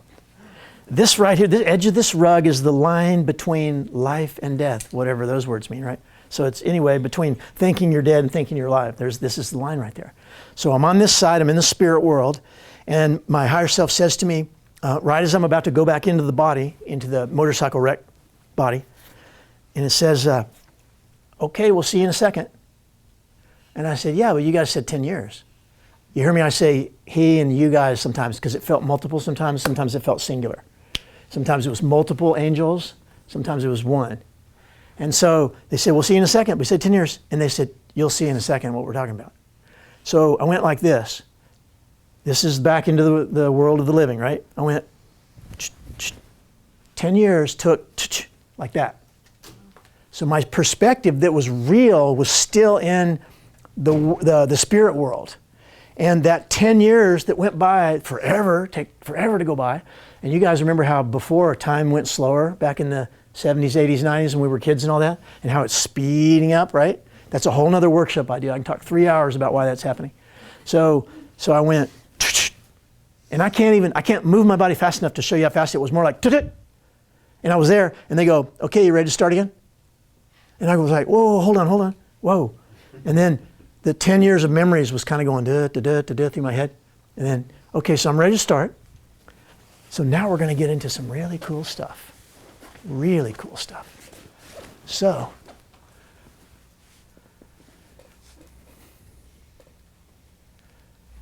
I floated out of my body far enough away to where I started to just not really feel the human physical body thoughts and emotions again. To where I could just look at it. At night, you take your clothes off and you throw them on the floor in the hamper. That's what it feels like when you take your body off. You're just taking clothes off. And the clothes get washed and recycled and used again. And so your body gets burned or buried, it gets recycled into the earth, and it gets used again. The worm eats you, the bird eats the worm, you eat the bird, whatever. And there's this cycle that's always happening on the planet, right? Okay. So there it was. And the body's like this, floating in the wave. And I'm watching as the waves are pushing it, right? And then it kind of bobs up above the surface. Some people on the beach had already seen it. It was super crowded, like the beach. And then tons of people saw this happen to me. So I had instant help pretty much. I mean, in terms of this time, the way we perceive time here. And time is based on the position of the perceiver, Einstein's theory of relativity. And so there I am, and I'm floating in the water. And this is one of the most hilarious stories I love to tell. I was like this. My spirit body was like that, holding breath. And then I went, hey, wait a minute. And then I went and breathed, but no water came in. And I went, yeah! How cool is this? And I started swimming around, swimming by the fish. You're looking at, and go through the sand into the earth, whatever, like nothing, because there's nothing blocking you anymore. And I was like, yeah, this is so cool, so cool. And my guides are like this. Well, as soon as you're ready, just let us know. You know, yeah.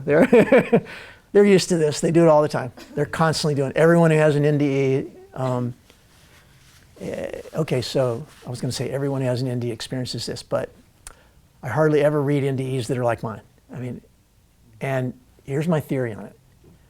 Mostly people just talk about, oh, I met my loved ones and went through the tunnel of light, right? That's it. Okay. So maybe they had a deeper experience on another level and they're just not quite ready to remember it yet. And so it's blocked from their memory. I had tons of stuff blocked from my memory. After the first ND, I remembered between 1% and 10%. After the second one, it was 40 to 60%. It went way up because I was mature now. First Saturn return, age 27, so you get to these, and they knew that, and they told me, oh, and now is the time you'll begin to share this with the world. You weren't meant to do it for the first 10 years. And by 37, whoa, then I was way more mature. And and then I remembered 70, 80%. It went up again. And by the fourth one, it's up at between 90 and 95, something like that usually. And so what I say is I dwell in the threshold. Imagine you're standing in the threshold of that door and you have half of your body in the world of the living and half of the body in the spirit world. So when I come and do a presentation or I have to drive or work on the computer or talk to people on the phone, I lean into this world, the world of the living, and as far as I need to. And if I really need to lean in, whoa, way over here, like that, my spirit starts going, no, please. I'm not kidding either. I start to cry. Please, that's it. I can't go any further than that. Come on. You know, because this is God, and that's who you are, and that's where you're heading. You want that. That's all you want. Once you start to really awaken, the closer you get to the truth, the less you're concerned about worldly affairs. The closer you get to what's real and permanent, the less you care about it, because you realize that's not who I am. It's an illusion. And not to discount it or say that it's not worthy or anything, but it does need to be awakened from. Because you won't find peace and happiness in this world. It doesn't exist. That's its definition is the world of suffering, samsara. So then when I don't have to be in this world, I lean over here. Oh, you know, this would be me if I go to the monastery. You know, and then just stay here all the time. So the only way I can make it work in my life after all these NDEs is staying right in the dead center.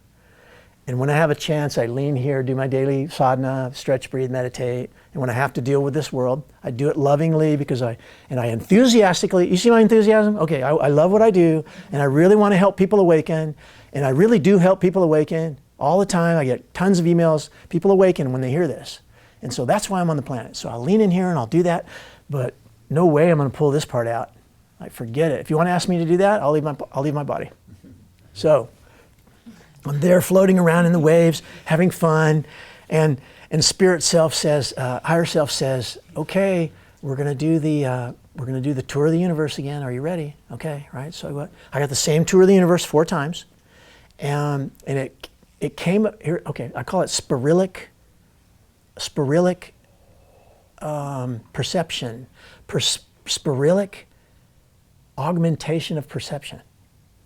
So you're at this point in the spiral, but you're on this first curve, and when you're 17, you see it from this angle. And now you go, oh, you're at 27, you're seeing it from a higher angle, but it's the same thing you're looking at.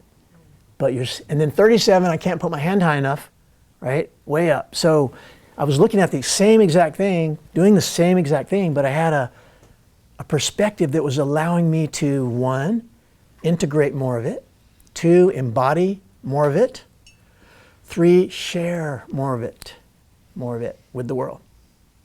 So we rise up out of the water, and I'm seeing the body in the ocean before, and I'm seeing people already kind of heading toward it because they know this guy needs help. And I'm kind of getting washed up onto the sand. This dead body is getting washed. No cord was cut. And maybe we ought to just move these laptops here because then the camera will work better. Okay, so I can use my hands down here. So we rise above the scene, and you guys remember last night I was talking about how we get higher and higher, and pretty soon I can see the continents. You're at 30,000 feet like an airplane. Now you're at 60,000. Now you're at 100,000. Now I'm in the stratosphere. Now I'm in outer space, looking at this beautiful planet beneath me, looking at the sun. I had 360, I call it spherical vision. Not just 360, that would be linear 360, if I can just, right? If you could turn your head in a circle. Now it's a sphere in every possible angle at once I can see. I have more than 5 senses. I'm not limited. 6 senses. I have more than 6 senses. I have dozens of senses, and they each have a purpose. And you can perceive certain things with them and not other things. One of the things I could perceive was the sacred geometric grid around the planet. So I saw a double pentastellated dodecahedron. In my slideshow, I have a slide of it. Someone knows what I'm talking about. Double pentastellated, cool sacred geometric symbol. Google it when you get home. Do 2, deca 10 in Greek, 12. Anyway, it's hard to describe. You got to look at it. So, and I remember probably in the 80s, it might have been the 90s by the time I'm looking somewhere, and I saw a double pentastellated dodecahedron. And I did a backflip, and I went, that's what I saw. That's what I saw. I tried to draw it, and I couldn't. I'm not a good drawer or geometrically or whatever. I couldn't quite get it right. And I couldn't, anyway, I go, that's it. And around it, I saw that the Earth, the planet Earth, and I saw our sun right here, and our moon was up here, and connecting the planet Earth and the sun and the moon, and then going off out to Mars and Pluto and off to the next galaxies, and the whole entire universe was connected by this interconnected grid of sacred geometry. And so when people say, oh, there's separation on this planet, here's what I see. I'm waving my hand through a less dense expression, and if I go here, I'm trying to wave my hand through a denser expression of the same substance. Let's look at that word, substance. Substance. Sub means what? Submarine. Below. Stance, the position that it's in. Substance. This is the stance. The sub is if you could magnify it and see the atoms in the sacred geometry. So substance is malleable. It's all molten. My higher self during the motorcycle wreck ran time backwards. I watched from the side the motorcycle hitting, and then I watched it back on the motorcycle. The dent came out of the car, the tire repaired itself, and I went back where I hadn't hit it yet. And they showed me time, you can run it backwards and forwards because it's not solid. Time's not real. It's not happening. It's a construct based upon the false perception of the 5 senses. And when you start to use your 6th sense, but the higher part of it, not the lower part, then you can perceive outside of time. But the mind has to stop. And when you perceive outside of time, you perceive outside of your personal story. I am this kind of person. Here are my limitations. Here's what I can and can't do. So the you of you, the real you, the you of you, the real you, the absolute you, can't imagine limitation. It's impossible. It doesn't exist. The human you constantly talks about it. All the time. Is there a single day when you haven't talked about it? You'd scratch your head for a year trying to remember the time. You can't think of it. It's always there. So I'm asking you again, where and how are you focusing? That's what can change all of this. And also my online class is going to be a massive aid in this. Massive aid. The 5th class is all Q&A for 2 hours. And we will get to the depths after I've showed you how we fall and how we rise back up. So we're above the planet. I'm seeing this sacred geometric. If you read my articles, I go into graphic detail about it. It was straight and curved at the same time. And does that sound paradoxical? Okay, if a scientist says, I'm going to prove that light is a particle, he conducts an experiment that proves that light is a particle. And then the other scientist next to him says, I'm going to conduct an experiment that proves that light is a wave. And he does it, and the experiment proves that light is a wave. Did you know this is what's happening in quantum physics? They can't prove them simultaneously, though. Guess why? They're still thinking. They're in time. And time is duality, past and future. The now is not duality. It's the windows that Jesus is in front of. That's between the past and the future. It's the only time that's real. The Christ consciousness is the only consciousness that's real. Everybody else is leaning away from it, scared to go into it. Imagine living with Jesus and you're scared to go into that. I would have been right there in front of him. I would have been lying on the table right in the middle. Move over, Jesus, I want the middle. You know. And he would say, no problem, we can occupy the same space simultaneously. And what did he keep saying? Oh, ye of little faith, you can walk on water. He walked on water. Remember? Walked on water. You guys can do it too. Go ahead, right? So he was being in the world and not of it. We can be in this world living, still inside a physical body, but if our self-realization is at a Christ-conscious, Buddha-conscious level, Buddha did miracles too. Are you guys aware of that? Did miracles too. You know, Jesus raises the dead. Buddha had all those same siddhis, they're called in Sanskrit. Siddhis means miraculous powers or that you can develop through yogic sciences. And yesterday was Sakadawa. And what? Yesterday was Sakadawa, the high holy day of Buddhism. It celebrates the miracles and the life and death of Buddha. Thank you, brother, for that. Full moon. Thank you, thank you, thank you. Oh, yeah. So there we go. Oh, more confirmation? No. What were some of these miracles? You know, that's a whole side. We only have a few minutes left. And distraction. yeah. No. Some It's of them were massive environmental, Yeah, like yeah. lightning, thunder, ice, Yeah. hail, and Okay, weather, okay. a lot of it was weather. And or like Moses parting the Red Sea kind of stuff. Yeah. Others, I'm sure. Yeah. Okay, thanks, Yeah. Andy. And an interesting side note about Buddha too, when he was selecting his personal assistant, his first criteria was that they couldn't be there because they wanted to witness him do miracles. That was he had a colander, everybody got poured through it. And almost nobody stuck, you can imagine, because would you like to see a miracle right now? I wouldn't mind it, yeah. Would you like to see someone risen from the dead? I'd love to watch that, right? Yeah, so it's this part of us that understands everything I'm talking about, but we are scared poopless to actually self-realize it. Am I right? Yeah, that's for other people. That's for those people that are like more pure than I am, or I'm a sinner, I can't do that, or I'm too busy with my startup company, or whatever you're focused on. So now, anyway, I'm above in space, I'm watching the sacred geometry that goes out, and I realize the sacred geometry, what I'm waving my hand through is a less dense version. It gets coagulated. Densified is the word I use. Densified to the point where it seems solid. But if Jesus or Buddha, miraculously, we're talking about miracles, understands that, not only understands the underlying nature of the universe, but is the underlying nature of the universe. It says, say to the mountain, move, and an entire mountain moves. Or the desk just comes apart, or the hand goes through it, right? And I'm not here to say, oh, develop your cities so you can do miracles. That's not what I'm here to tell you. I'm here to say that's a cul-de-sac, it's a sidetrack. It'll be a glass ceiling. You'll reach the top where you're going, bam, bam, you can't go any higher. And you look up and you can't see anything because it's glass, but you keep hitting it. A cul-de-sac is also something that you think will bring you permanent happiness while you're still identified with the psychosomatic structure. I'm going to be happy. Well, as soon as the I is no longer there, happiness is all that's left. Bliss is all that's left.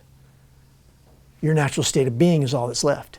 The rubber band I was talking about, when it's slack, that's who you are. When you think, it goes stretch. You think more, stretch, thinking. And it gets to the point where it's just about to break. You guys know what I'm talking about, right?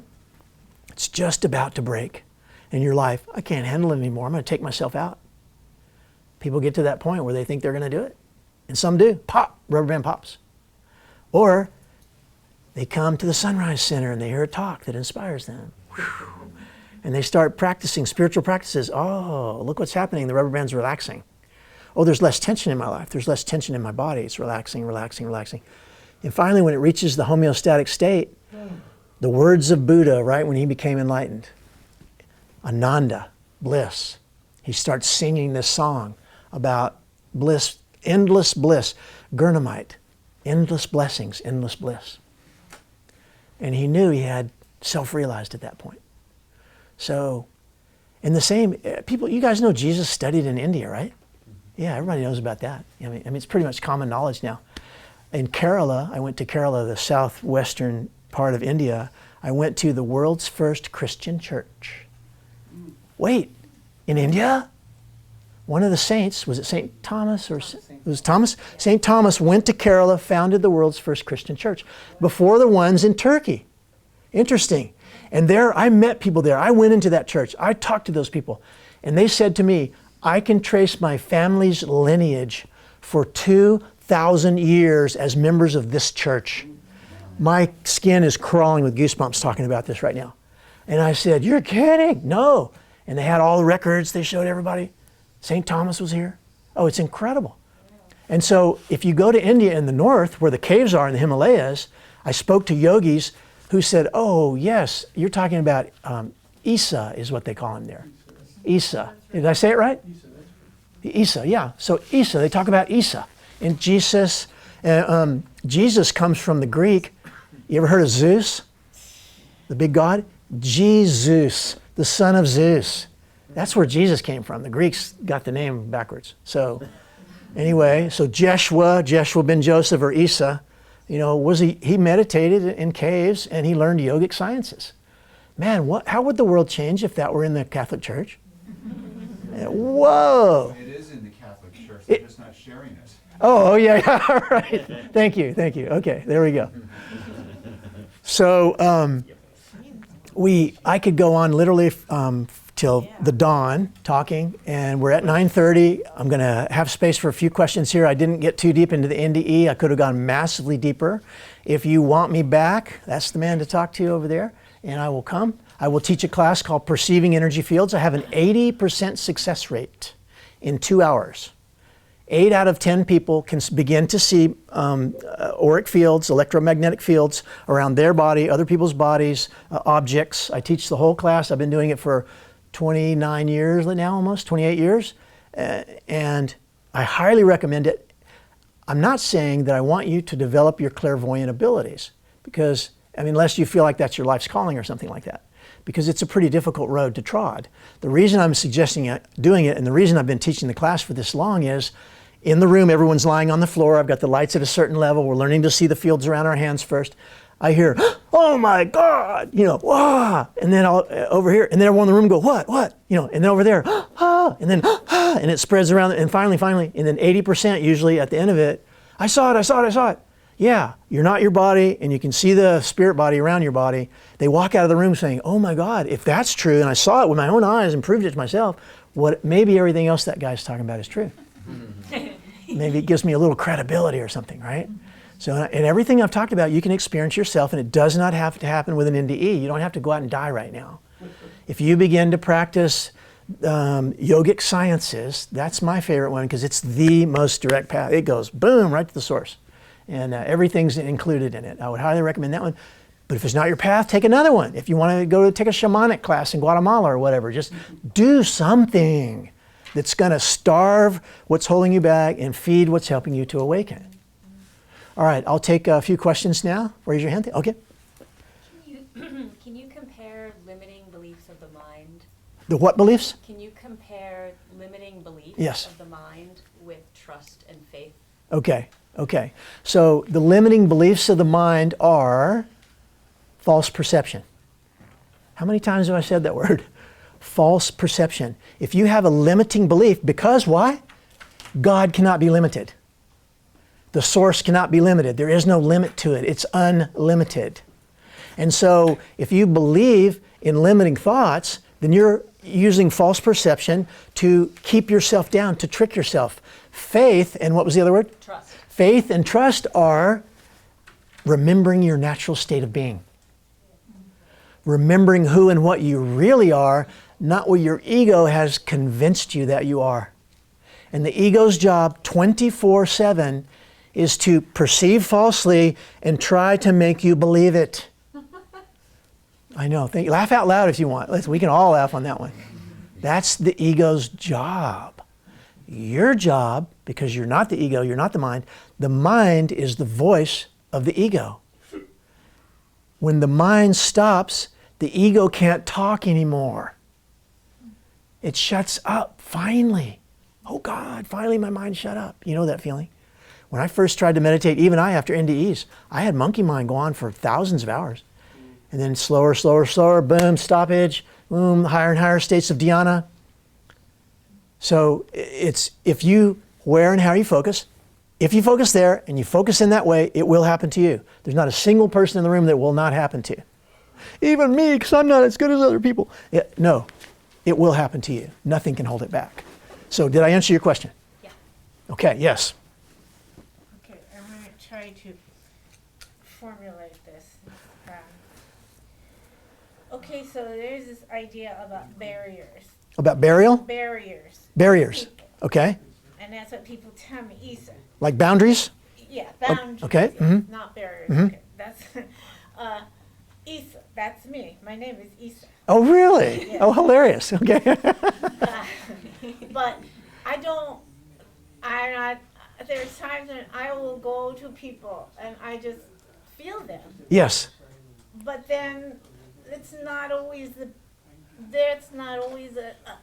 best place to be Right. with those people. Right, Because they right. may be- so people tell me, Isa, you need to create boundaries. Exactly. And I'm like, yeah, but on some level I know there really aren't. But then I get into these sometimes relationships where Right, I'm right, feeling like, right, whoa, right, what's happening to me? Just right, like, right. you Okay. know? Yes, I do. This is an excellent question. Did everybody hear it and understand it? Okay. I got a great answer for it too. Okay. So, developing healthy boundaries. Healthy boundaries. And here's the key to it all. Knowing where you're at. Knowing to what level you can, where your belief system is at about not taking on energy from other people. So out of a scale of 1 to 10, you might say, oh, I'm a 5. Or you might say I'm a 10, or you might say I'm a 1. Or you might say I'm a 0.01, right? People that just can't, they take on energy from everyone. You know, a lot of psychic people are like that. And I had waves of problems with that after these NDEs, and I learned how to master it through yogic sciences. I keep underlining and highlighting that. They're incredible. And I've been teaching yoga classes for 25 years, and I'm going to start teaching in the area as well. So, so knowing where you are, knowing your number, and you can test it. Okay, I think I'm a 5, so I'm going to hang around somebody who's pretty challenging to be around. And for the first 10 minutes, everything's going fine. And then after about 15, whoa, you start feeling it. You know what I'm talking about? Oh gosh, maybe I was a 4. Okay. Or, but there are 3 factors involved. First is establishing awareness in the now based on your belief system about where you're at within the scale. Maintaining your awareness in the now, and then extending that maintenance further and further and further. So you can establish and lose it, right? Only a second you'll stay in. At least you're getting flashes though. You're ahead of not being able to establish even for a second. That's an incredible step you've taken. And so then maintaining, so establish, and then whoa, you're about to submit. I maintain for a few minutes, whoa, and then you fall back out.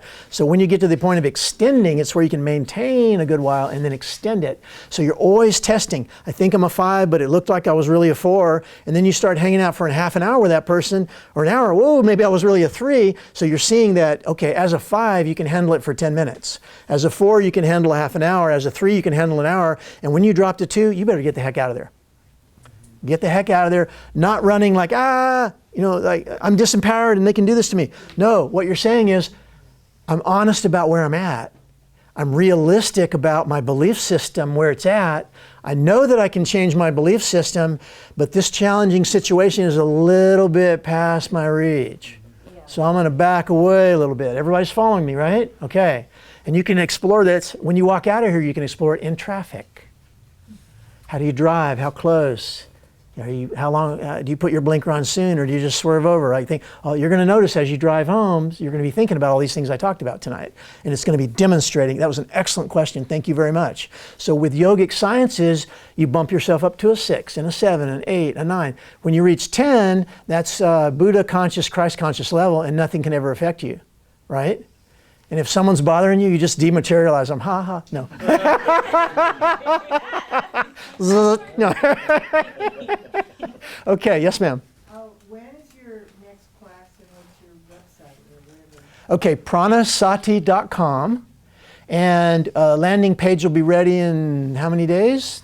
Saturday, let's say. Okay. Let's say Saturday. We'll have the landing page up for the online class. The class is already written, the outline's already written, but we just haven't done the computer side of it yet, and we're getting it onto the internet right now. And where do you teach in person also, or just I will. where are you located? I drift. I'm not anywhere. But if someone invites me, but I'm living in Sonoma right now because of the man who kept me out of the ashram. The guy who Coming back and doing a workshop. And exactly, and wherever you invite me, I will go. I did Rudra Mandir last night, and I can go back there anytime. They want me back there. So, but just to announce though, my vision in the next 6 to 12 months is I will have an alternative therapies wellness center where all types of different alternative therapies are happening, wellness centers happening, and so we're gathering a group of people together right now to actualize that. And it looks like it'll be happening in the North Bay. That's the general feeling right now. Okay, so, and before you guys jet, if you would like to support me, and I need that, I live in a motorhome and I travel and do this kind of stuff, buy my CD online, it's incredible. Flute music like you heard today, didgeridoo, crystal bowls, and beautiful piano in the background. It's 56 minutes designed for body workers. Like if you do hour sessions with people, pop this on, when it ends, you know you got a few minutes to wrap it up. We did that on purpose.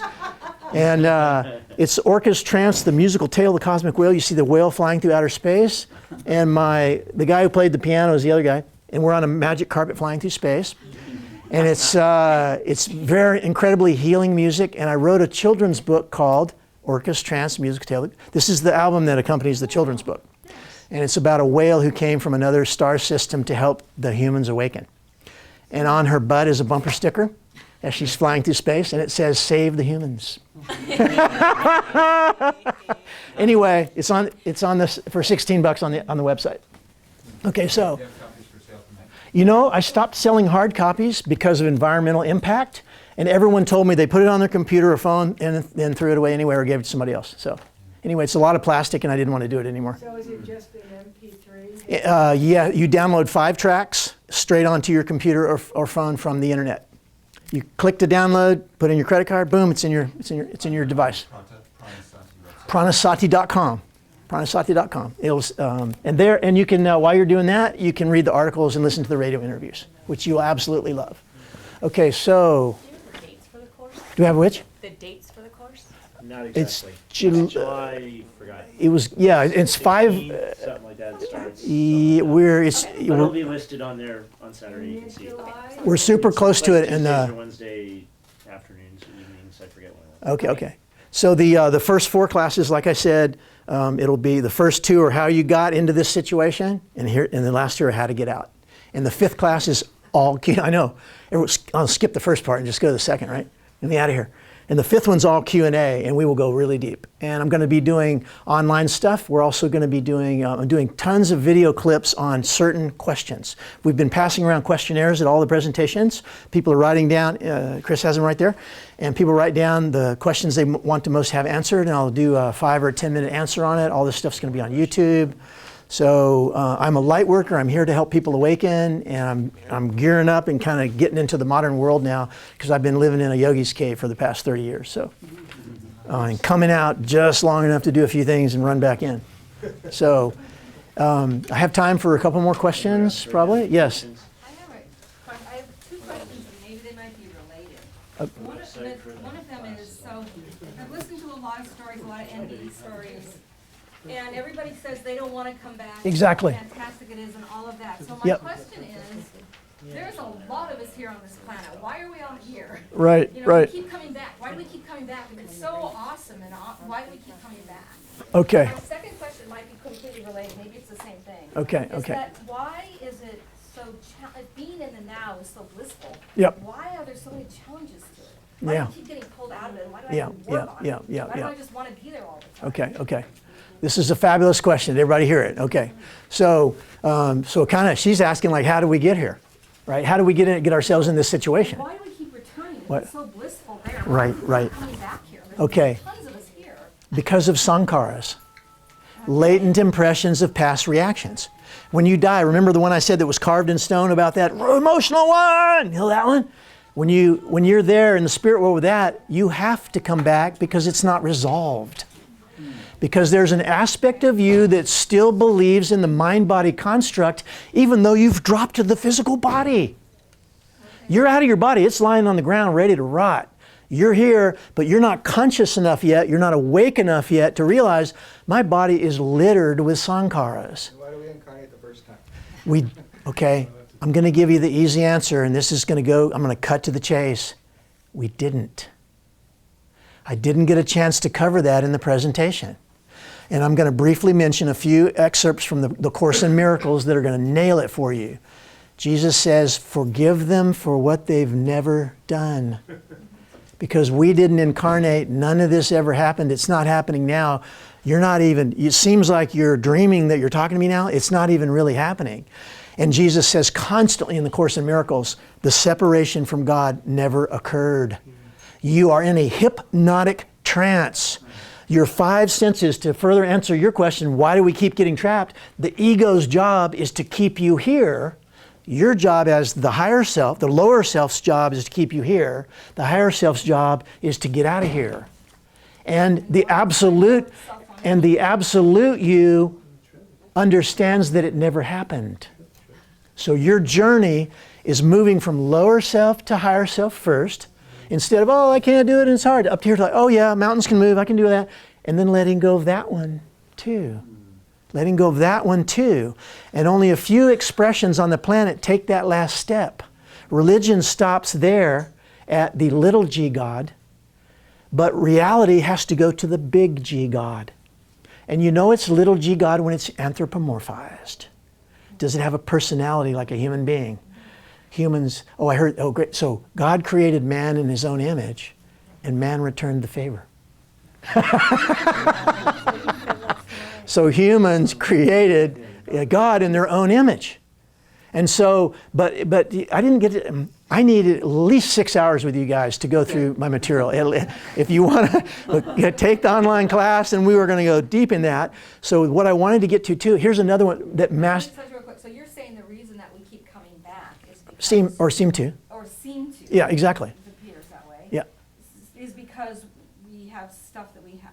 Sankharas. We go through whatever we go through. When we leave, then we come back. Sankharas. Sankharas. Okay, here's how the sankharas work. Are we desired to come back, or are we sent back? Okay, you can't be sent back because you have free will. But so we choose to come back. Because We choose to come back. Worked out whatever we did the last lifetime. If I had more time, I was just about to get to that when we were in space, and I was about to describe the tunnel of light and what happens in there. Last night I talked about it. These guys got to hear a bit of it. So you talk to them afterward, maybe they can fill you in a little bit. So, or invite me to speak somewhere. Set me up with a venue. And send them to watch the YouTube clips if they need, motivation. So I'll do this every single day for the rest of my life if you'll give me a venue. If you, I know, and you want more. And you're doing this all night long. It's great. Okay. So, but let me say one more thing, and I'll take your question. So, Ascended Master Jesus in the Course in Miracles said something else that's really incredible, that kind of along the same lines, and that's why I want to mention it right now. That so the teacher of God in the Course in Miracles is anyone who's awakening. All right. If you decide, okay, I'm going to awaken from the hypnotic trance of spiritual amnesia. I'm choosing to focus here, and that's how I'm choosing to focus. As soon as you do that, you become a teacher of God. a teacher of oneness, a teacher of truth, a teacher of reality. I'm not ready to be a teacher yet. Jesus says, don't worry about it. Plow through, bro. You can do it. You know, take the first step. If you're moving 1 inch every day, 365 inches at the end of the year. And if you're just standing there going, I can't do it, I can't do it. At the end of the year, nothing. I'm saying take 1 inch a day if you have to. If you can take a foot, do it. If you can take 5, do it. If you can run, do it. If you can, Scotty, beam me over. If you can do that, go even faster. So here's what Master Jesus said, the teacher of God. Not only does the teacher of God realize that he should not judge, listen to this carefully, he realizes that he can't because it's not happening. Not only does he realize that I shouldn't judge, it's bad to judge, but if you're really going to wake up, you step back into the zero sphere and say, oh wait, who would be judging? There has to be a subject-object relationship. This is what I went over like for an hour last night that I didn't touch on with you guys. And then the subject-object, who would be the one that was being judged? All the ones that judge disappear, and the one that can judge them disappears as well. And I would have covered an hour tonight on that if I could have. Okay, so yeah, take it in. Know that not only can you understand this, you can be this. And know that the reason you came to this planet and came to this talk tonight was a pre-birth agreement. Before we were all born, I didn't get into this because I didn't have time. I'm telling you, I need 6 hours minimum. Is when I was up there about to incarnate, every single one of you and I talked and said, we have a pre-birth agreement to meet on this day at this time in Marin at the Sunrise Center. And the woman driving the car had a PBA to pull out in front of me so I could die. The wave had a PBA with me to kill me that day. I can keep going. I know you had a question. Yeah, but I think it all. Did I answer it? I think you did, but I'll say it anyway. Okay. You were talking about having these boundaries, or you feel. Healthy boundaries, yeah. I'm looking at a relationship with this left that was kind of very negative, so Mhm. I removed myself of it.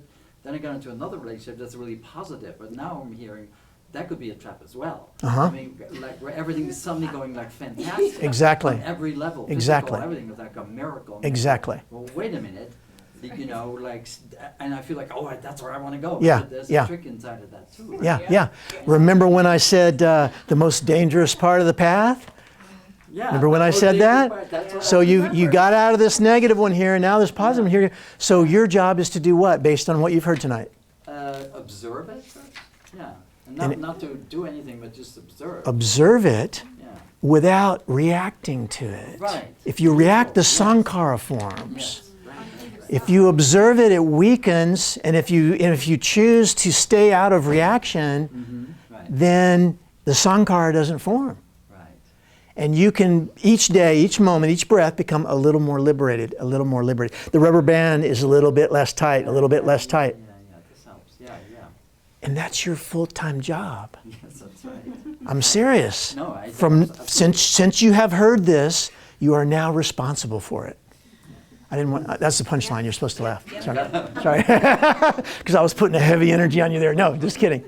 And so, But there's something to that. I mean, it's true that it's. there's not something to it, there's 100%, that's it. Yeah. Okay. Sorry. Okay, so the absolute, right, exactly. So here's another tagline I've got. I love it when you say that. No. If it's not the absolute, it's not the answer. If you're stopping short of the absolute, and the absolute is when the perceiver of the perceiver disappears. You can watch your thoughts. Have you ever tried that? Do that during meditation? Yes. And, try, right? Try. Successfully. And all of a sudden you're back in them and you're watching them. You're back in them. All right, it's like the monkey swinging from branch to branch. Each branch is a thought.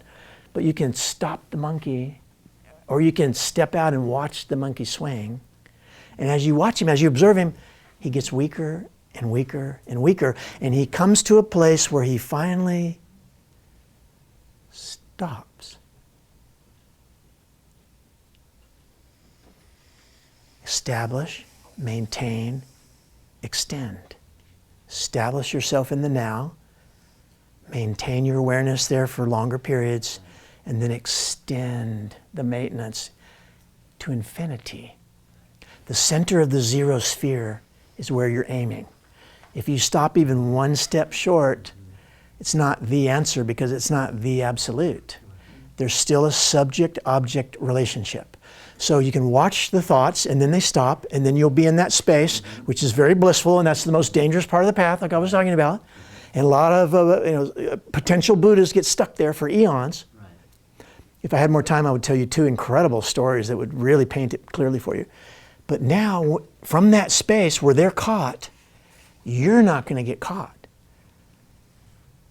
You're going to observe the silent observer. And then subject-object disappears. Liberation is not for the I, for the individual. It's when the individual disappears that all that's left is liberation. And we can't call it that. You can't even use that word liberation. You can't put a name on it. So here's the way I say it. I went there during the NDEs. I didn't get a chance to talk about that. If you read my articles, the cosmic egg of unlimited unmanifest possibilities and the cosmic rainbow of unlimited manifest possibilities, I do an entire workshop just on those 2. So I went there into the absolute, although and I can't. I'm saying and talking about it in a way because it can't be talked about. But I didn't know I had been there until I popped back out again. And then I realized, oh, now there's a subject and an object. The subtlest form of ego means what? False perception. False perception. It's perceiving falsely. It's not perceiving real, what's real, permanent. It's perceiving something temporary. False perception. The subtlest form of ego or false perception is a perceiver without words. And it's right on the cusp with where the perceiver without words disappears as well. And that's the absolute. So as it seems to separate, it comes through this veil, and it perceives without words, and then the first word it says is I. Because it perceives that there's something here and something there, and now they need names, they need words. I. And the next subtlest form of perception is I am. And then the next subtlest form is I am something specific. I am a who, a when, and a where. Who are you? You define a human being on the planet. When are you? 2000 and, what's the year? 19? No. Yeah. When I get in deep states, I forget the year. Who, when, and where. Who, when, and where.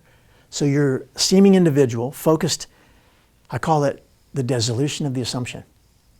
Dissolving the assumption of being a separate individual focused in time and space. But that's only the first dissolution. The second dissolution, as you move closer to what's really real, is dissolving the assumption of not being an individual focused in time and space.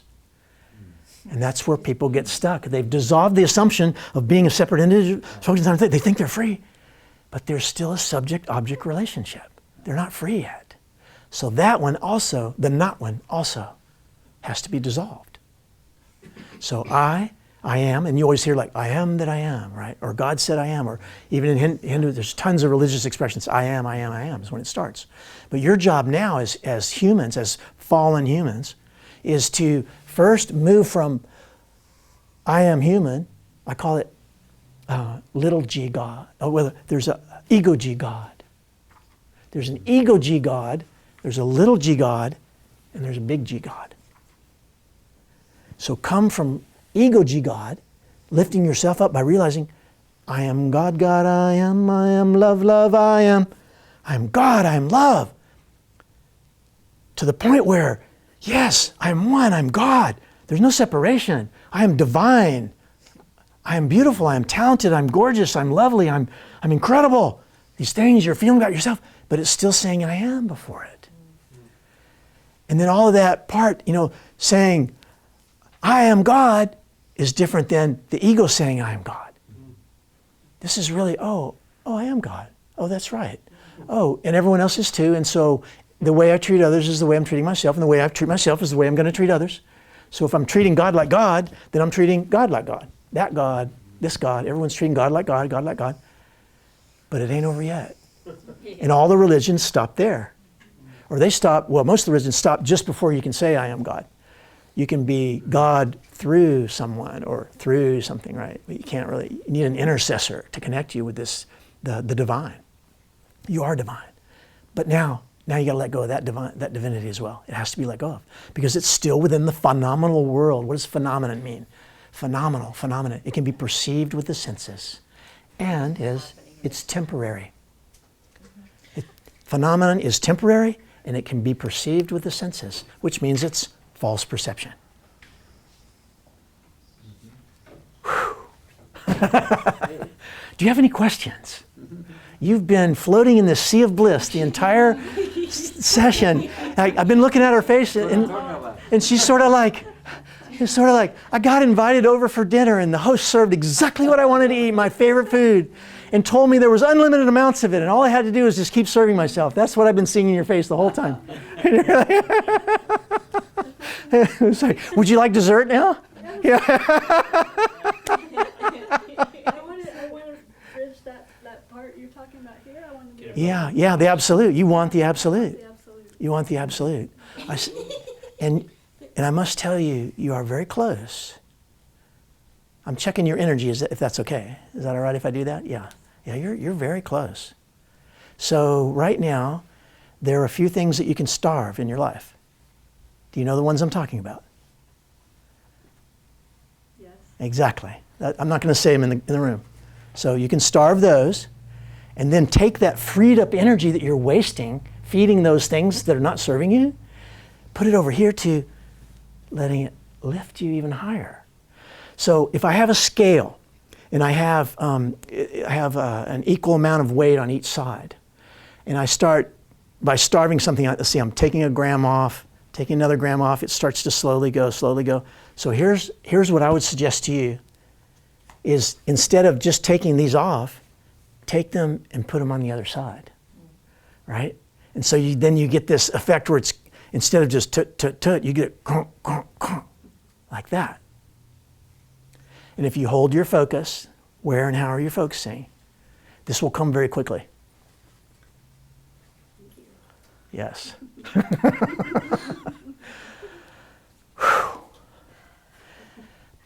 I'm hearing something else. You have to be brave, especially on a couple of those things. You're going to have to be really brave and have faith and trust. Faith and trust, like she said. This knowingness that goes beyond. You have to grok it. You have to grok it. Feel it intuitively, but beyond that. And if you know that it's already happening, the third law of creation states that all possibilities are occurring simultaneously right now. This what you were talking about, it's already happening right now.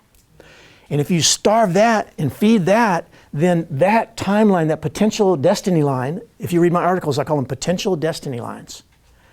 Because you're on one particular potential destiny line, and as soon as you change a thought, then you're on another. And if you change a negative thought, you're on this one. If you change a positive thought, you're on that one. And throughout the day, literally billions of times a day, you're going every time you think, you're literally switching on a potential destiny line. And one of those lines goes, whoa, you're going to hell. Woof. And one of those lines goes, whoa, you're already in heaven. Keep your focus and you will self-realize it.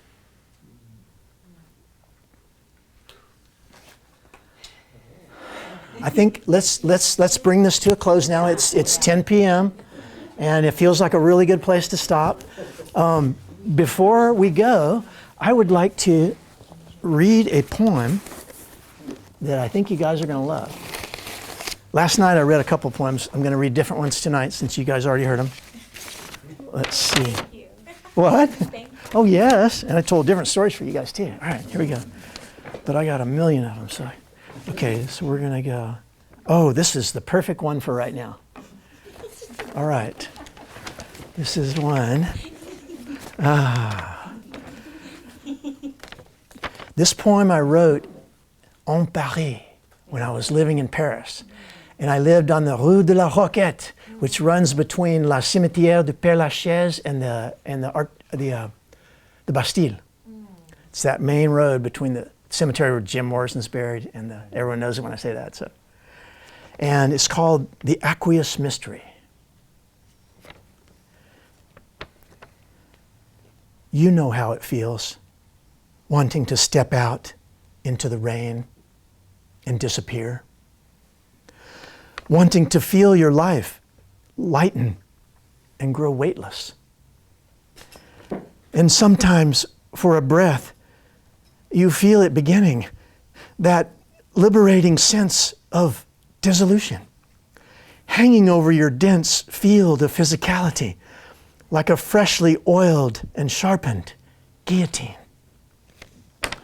And your soul lies waiting just beneath the skin, ready to expire and embrace the aqueous mystery. But the dull, rusty blade does not fall, and your body does not open, and you are still who you are, trapped, heavy, visible beneath the rain.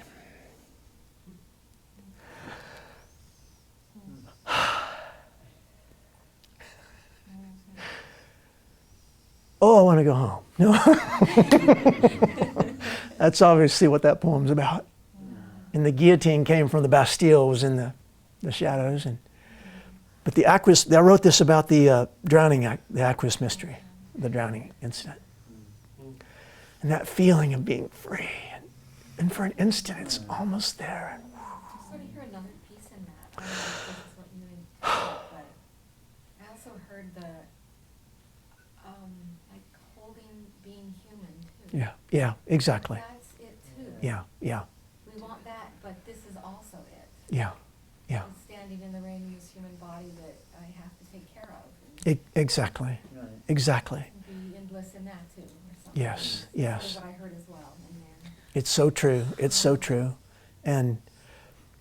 But the closer we get to the zero sphere, the less we're concerned with the body.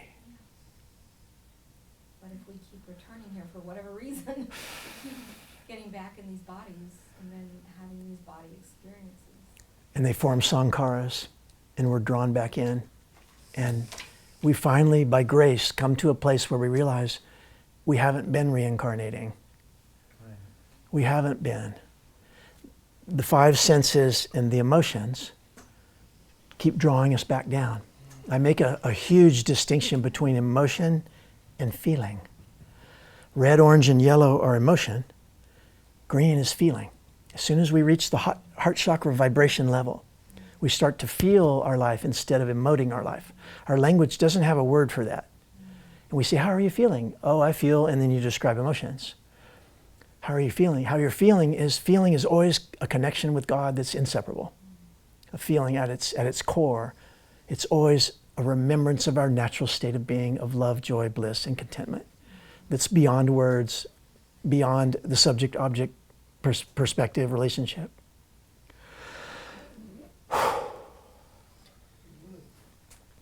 Okay. Well, anyway, I'd like to play a flute song too if you guys want to do another, just that seems like an appropriate way to end it out. Yeah. Okay, great. Okay, oh yeah.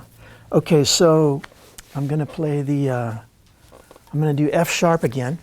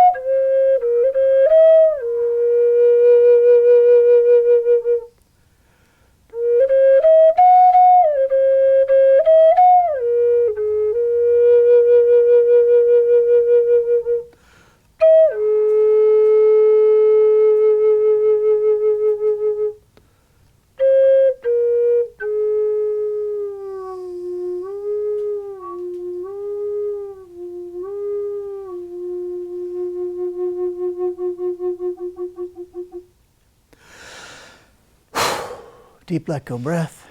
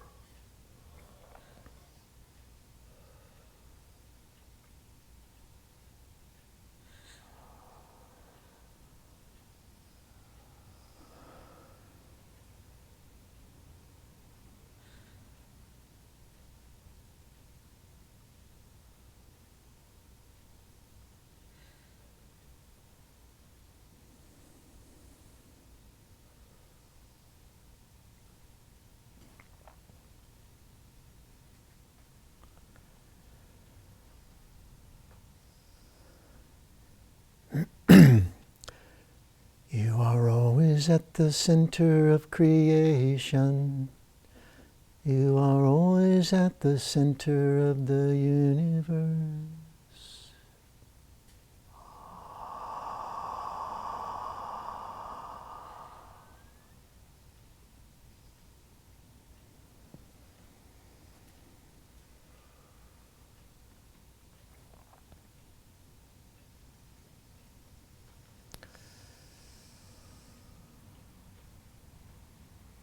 Your higher self knows the path to return. Your higher self is constantly guiding you, attempting to guide you in that direction. Your job is to get still with your body, get quiet with your mind, and listen to the voice of your higher self, the Comforter, Grace, the Holy Spirit, which is constantly, never ceasingly whispering in your ear the directions to take.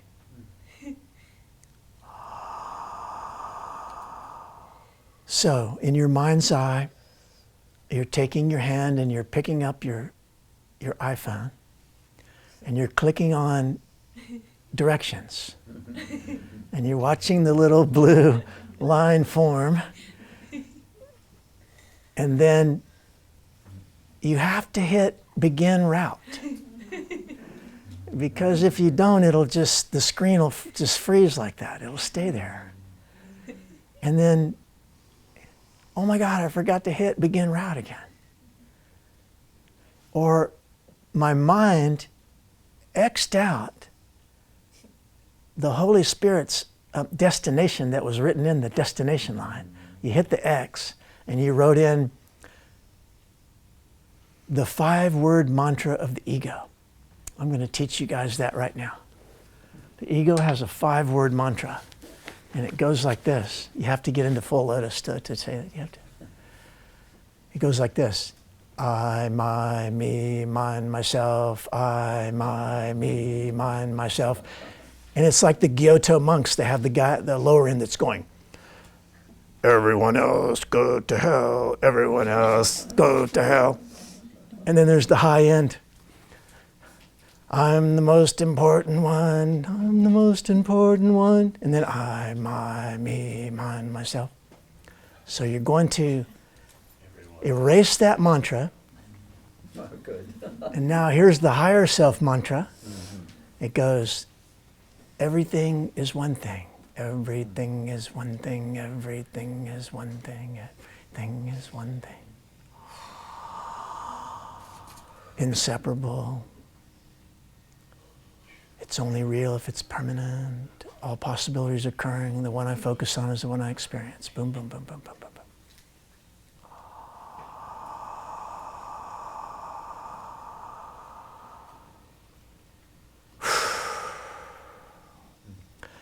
Well, I guess we're going to have to do a lock-in. Remember when we were kids, the churches would have lock-ins? And you'd stay up all night in the church, but they'd lock you in so you couldn't get into mischief. And so they would, and then we would party all night, the kids. Oh, we'd play hard. Yeah. You know, kid party, like play. Oh, yeah, we used to have slumber parties. Oh, summer party, that's it. Yeah. They called them slumber parties. No, nobody slept, yeah. Whipped cream, all those. Yeah. Wasn't there just a big paradox laid out? Because When? the mantra of the ego, I, my, me, Yeah. mine, myself. Yeah. In order to get there, you have to completely focus on yourself. Where and how are you focusing is on yourself in order to get there. Yeah. Yeah? Thank you for bringing that up. Yeah. Unless you love yourself without condition, unless you are willing to do the things it takes, then if you're putting energy into other things that are pulling you away from that realization, you'll do what I call the one-legged duck syndrome. Yeah. Remember that? The duck just swims in a circle with one leg. So the I, my, me, mine, myself is very powerful, but what happens when we begin to focus on that in a spiritual way, there's the ego G that just says I, my, me, mine, myself. And there's the little g God, the higher self, that says exactly what you just expressed right now. And so we're still using the same mantra, but we're I, my, me, mine, myself for the purpose of liberation, instead of I, my, me, mine, myself for the purpose of trying to find happiness within a world where it can't be found. Yeah. Okay, so where it's coming from. It's the intention behind the action, behind the statement. Yeah, okay. The sun cotton from Kundalini, yeah. Or from Nidra Yoga? Yes, Yeah, the intention. the intention. It's the intention behind it. Okay.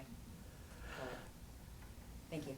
So I can say to you that I love you, but my intention could be to trick you some way, or it could be to help you uplift and reconnect with your higher self. Or I could say that because I want something from you, or I'm trying to manipulate you. Yeah. Oh, boy. So those seem like the highest words we can state, I love you, or unconditional love, but they can be used in a way that's less than beneficial. That's the boundary part. Yeah, aho.